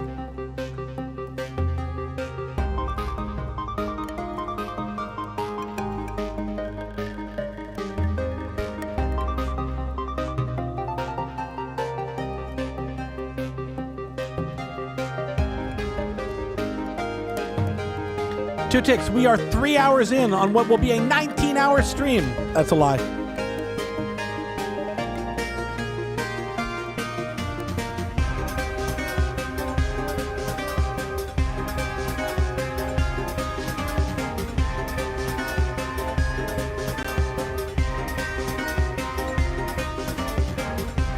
You know what I loved about this? I'm going to pause for a second, and since Data's in the chat, I can pay him or her a compliment directly. I love it takes a turn here. It's doing this vibe, right? And that's got to kind of, I mean, it's sort of operating within a certain harmonic framework that my ear is growing and used to. I spend whatever that is, 2 minutes getting used to it. And then when it comes into the other part, there's some note choices where suddenly it's like, what's happening? And it takes on this almost like, sort of like a James Bond theme kind of quality. Listen to that.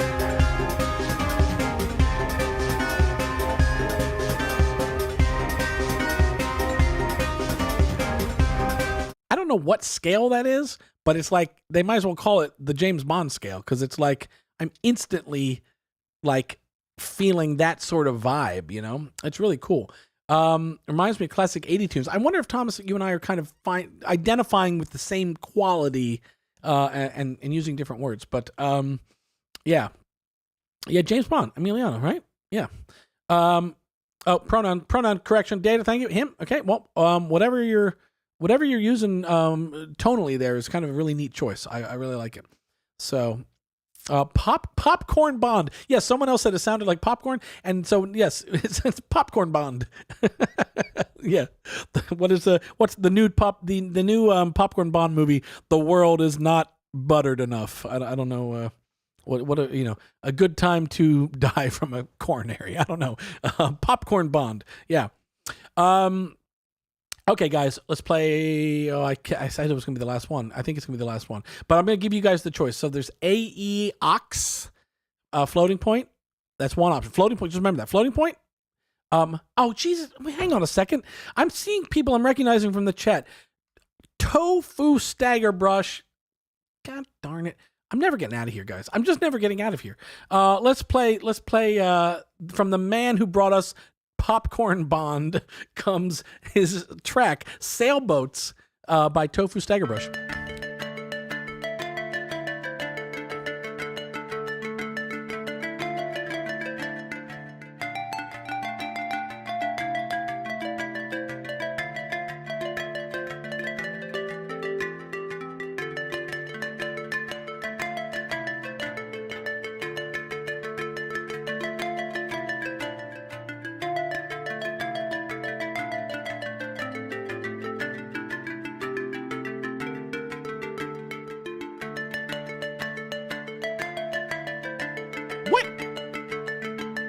What are you talking about? No! Tofu Staggerbrush. I gotta say, we can be our own worst enemies sometimes. So do you realize, like, let's just we're gonna put you on the couch here for a second, Tofu Staggerbrush. I say I'm gonna play a track. Your resulting reaction is no, and then you tell us what opinion we should have. Mine was really bad. Tofu Staggerbrush, may I point out that you're on the list because your track was not just something I flagged, but multiple people listening at Reason Studios headquarters put it on their list, and it made it into one of the shorter lists, and then it made it one of the shorter, and one of the shorter, until it was on this list of whatever 25 runners up. Per definition, we can't say that makes yours really bad. It makes it really good because we all liked it. So just, hug yourself. Self-love. We're practicing self-love today. Anyway. See? Oh my God. Okay, here we go. Let's listen again.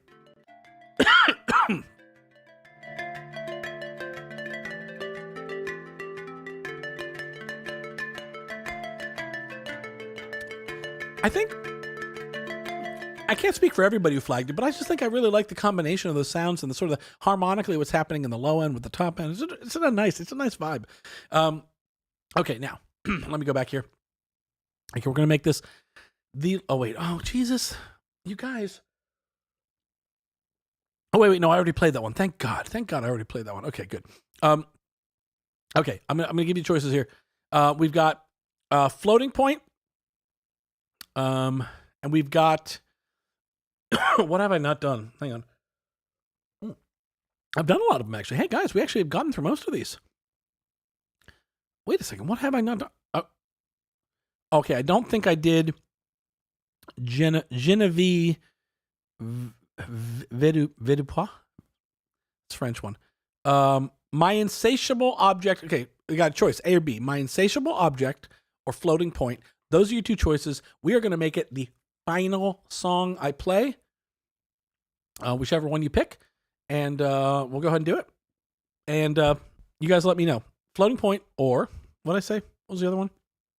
My insatiable object. Okay, we got one vote all in already. Denise wants floating point. But is the runner-up list posted somewhere? Magic, what a great idea. No, but it could be. I mean, I'm operating off of a Google sheet, so I don't know how like low rent we want to be about sharing that via social, but I could it's just literally a list of links. And it's just my own sort of cheat sheet, as it were. I could do that. I'll talk to Michael, who runs most of our socials and does a great job with it. I'll talk to him. Maybe there's a way we could share it, and maybe it doesn't have to be quite so, homegrown solution there. Are either of them in the chat? See, this would be a great point. Floating point, second vote. Floating point for the closeout. Okay, that's enough. Bruce comes in. Floating point. I mean, it's a near unanimous, I gotta say. So I don't know if this is AEOX, if he quickly paid off some people to vote for him here. There might be some voting irregularities going on here, but nonetheless, this is floating point by A. Now I see it here now as AEOX. I swear I don't think I pronounced one name right in this whole stream, but the letters are AEOX, which, like in the old cartoon Aeon Flux, I would say Aeon. So I'm going to call it AEOX as the artist. Floating Point by AEOX.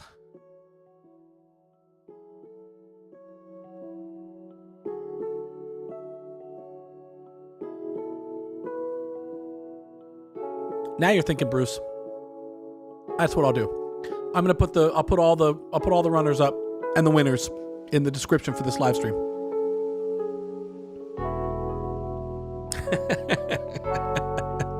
Oh man, it's triggering, Philip.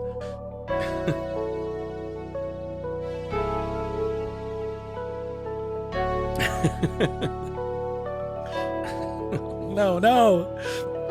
I'm on the live stream, so I don't have to see that on Twitter.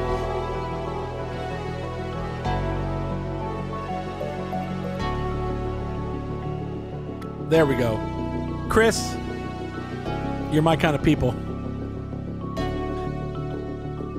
Thanks, Bob One.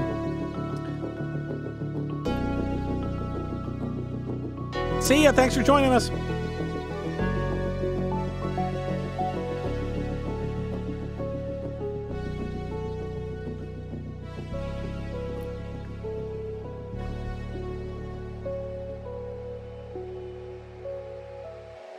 That's a throwback.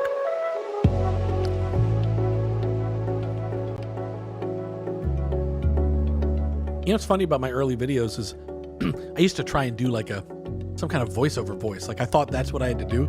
So if you listen to them, I'm trying to do something like this, and it sounds utterly ridiculous. I think that's one of those that I cringe when I listen. Let me back up here. I'm talking over this great song.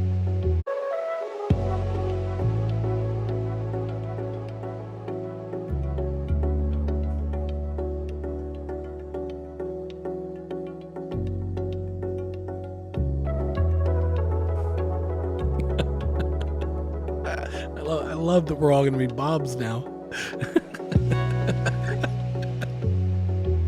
It was such a kind gesture. It's to me that you guys, it means a lot to me. You guys we're going to collectively change our name to Bob just so I don't have to butcher your names.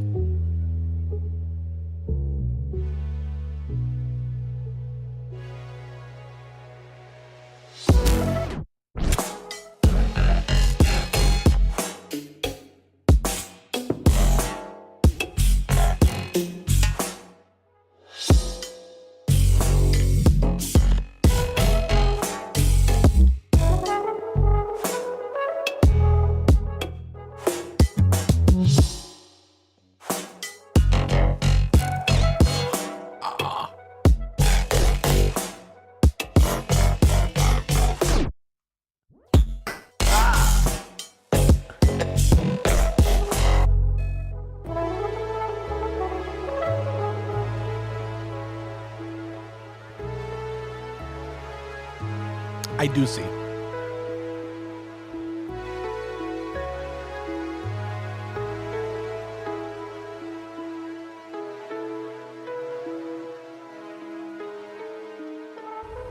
Ah, guys, let's go back to that. Let's go back to that. I don't know what you call it, drop or whatever, but the slap part.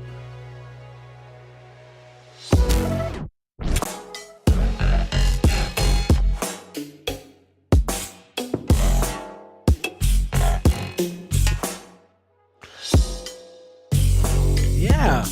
Yeah. I mean, isn't that the cool part? Like, so how many times have we heard these, you know, I mean, from Skrillex and before that even, and everywhere since, you know, we hear these sort of dubstep wobble bass, you know, you know, the sounds, which are always cool. But like, so often we hear them on these like halftime beats that are like kind of like, they're hard and they're hitting and they're like doing this. And this is like coming in out of nowhere on this really soft thing. And what it does that is so cool is it doesn't give in to the temptation of just, it's not a hard right turn. It's not like, oh, now we're going to just go do that sound.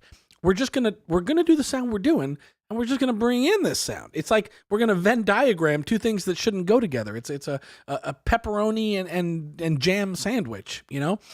And it's so cool. I love that it hits hard in this soft thing, you know? It's like showing up to a kid's pool party, but you're like a tough biker, and you're just like, what's up? It's Roy Kent. It's the Roy Kent of sounds in this soft sweetness, and it works. If anyone's watching Ted Lasso, you know what I mean. You know, this is the Roy Kent sound.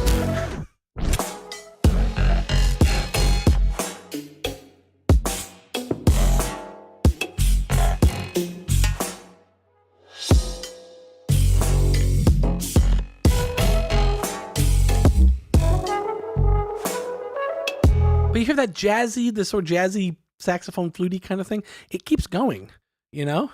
Pepperoni jam. Who knows? Maybe it's good, right? If mixing things that shouldn't go together is as good as what I'm hearing in Aox's track, we should all have a pepperoni and jam sandwich for lunch, and see what's up, and toast to the Bobs. Have a German beer. That's what we've learned. We're all gonna have a German beer, a pepperoni and jam sandwich, toast to the Bobs. That is what is in store for all of us. But yes, here, great point.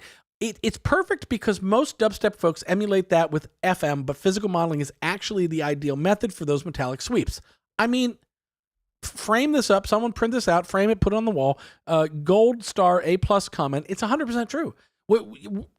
We use FM synths to make that sound, but the sound we're actually, like, you kind of have to remind yourself that we're not actually using Objekt to emulate an FM sound. It's a leapfrog. We're going back to the source of what FM was trying to emulate, which is that, yeah, sort of that aggressive, screechy metal kind of thing. Spot on. Patch is red. You're hired. You can host this thing next time. You can say all the clever things. Guys, let me tell you something. It's been almost 3.5 hours. You're welcome, Bob. Thanks, Bob. That's really, I appreciate that. Oh, man. Did Ryan play my song? I don't know if I did. Maybe I did. I don't know. What's the name of your song there, CooperCon?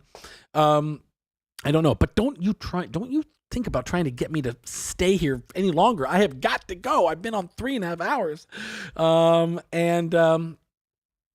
Don't frame the spelling mistake. Okay, don't frame it, guys. But embed it in your brain. It was a really good point. Guys, well, this has been fun. I mean, honestly, if I didn't have like the gig that I have to go to and that kind of stuff, I would just stick around because you guys have been a lot of fun to hang with today. All the Bobs. I've enjoyed all the Bobs. And that is Bobs across the gender spectrum. Not just the male Bobs, but all the Bobs. The they Bobs, the her Bobs, the him Bobs, all the Bobs. We are hashtag Reason Bobs. That doesn't make no. It's not. We'll keep this as an inside joke here, but that's all right. But listen, thank you, Philip. I will have fun at my gig. It will be nice. I'm playing, it's bluegrass, so it's going to be the complete opposite of electronic music, which is partially why I do that. It's a nice little balance for my brain. Oh my God, Chris. Guys, hang on a second. Did you see what just happened here? Do you see the crowdsourced genius? I mean, I look at this. Magic. I agree. I don't. I mean, come on. It's amazing. It's amazing. Object. I almost want to, before I think better of myself, I just want to run out and get a Bobject tattoo. Guys, it's been a super fun thing. You know what I'm going to do is I'm going to play us out with the one that you didn't pick, which was, where was that one again? Oh, Insatiable Object by Genevieve. Again, ruining the name. Genevieve. Wait, where was it? What's the name? Genevieve Dupois is, I think, what we're going to call my pronunciation. You're going to look at it. You know what? Bob 48. That's this track. My Insatiable Object by Bob 48. Here we go.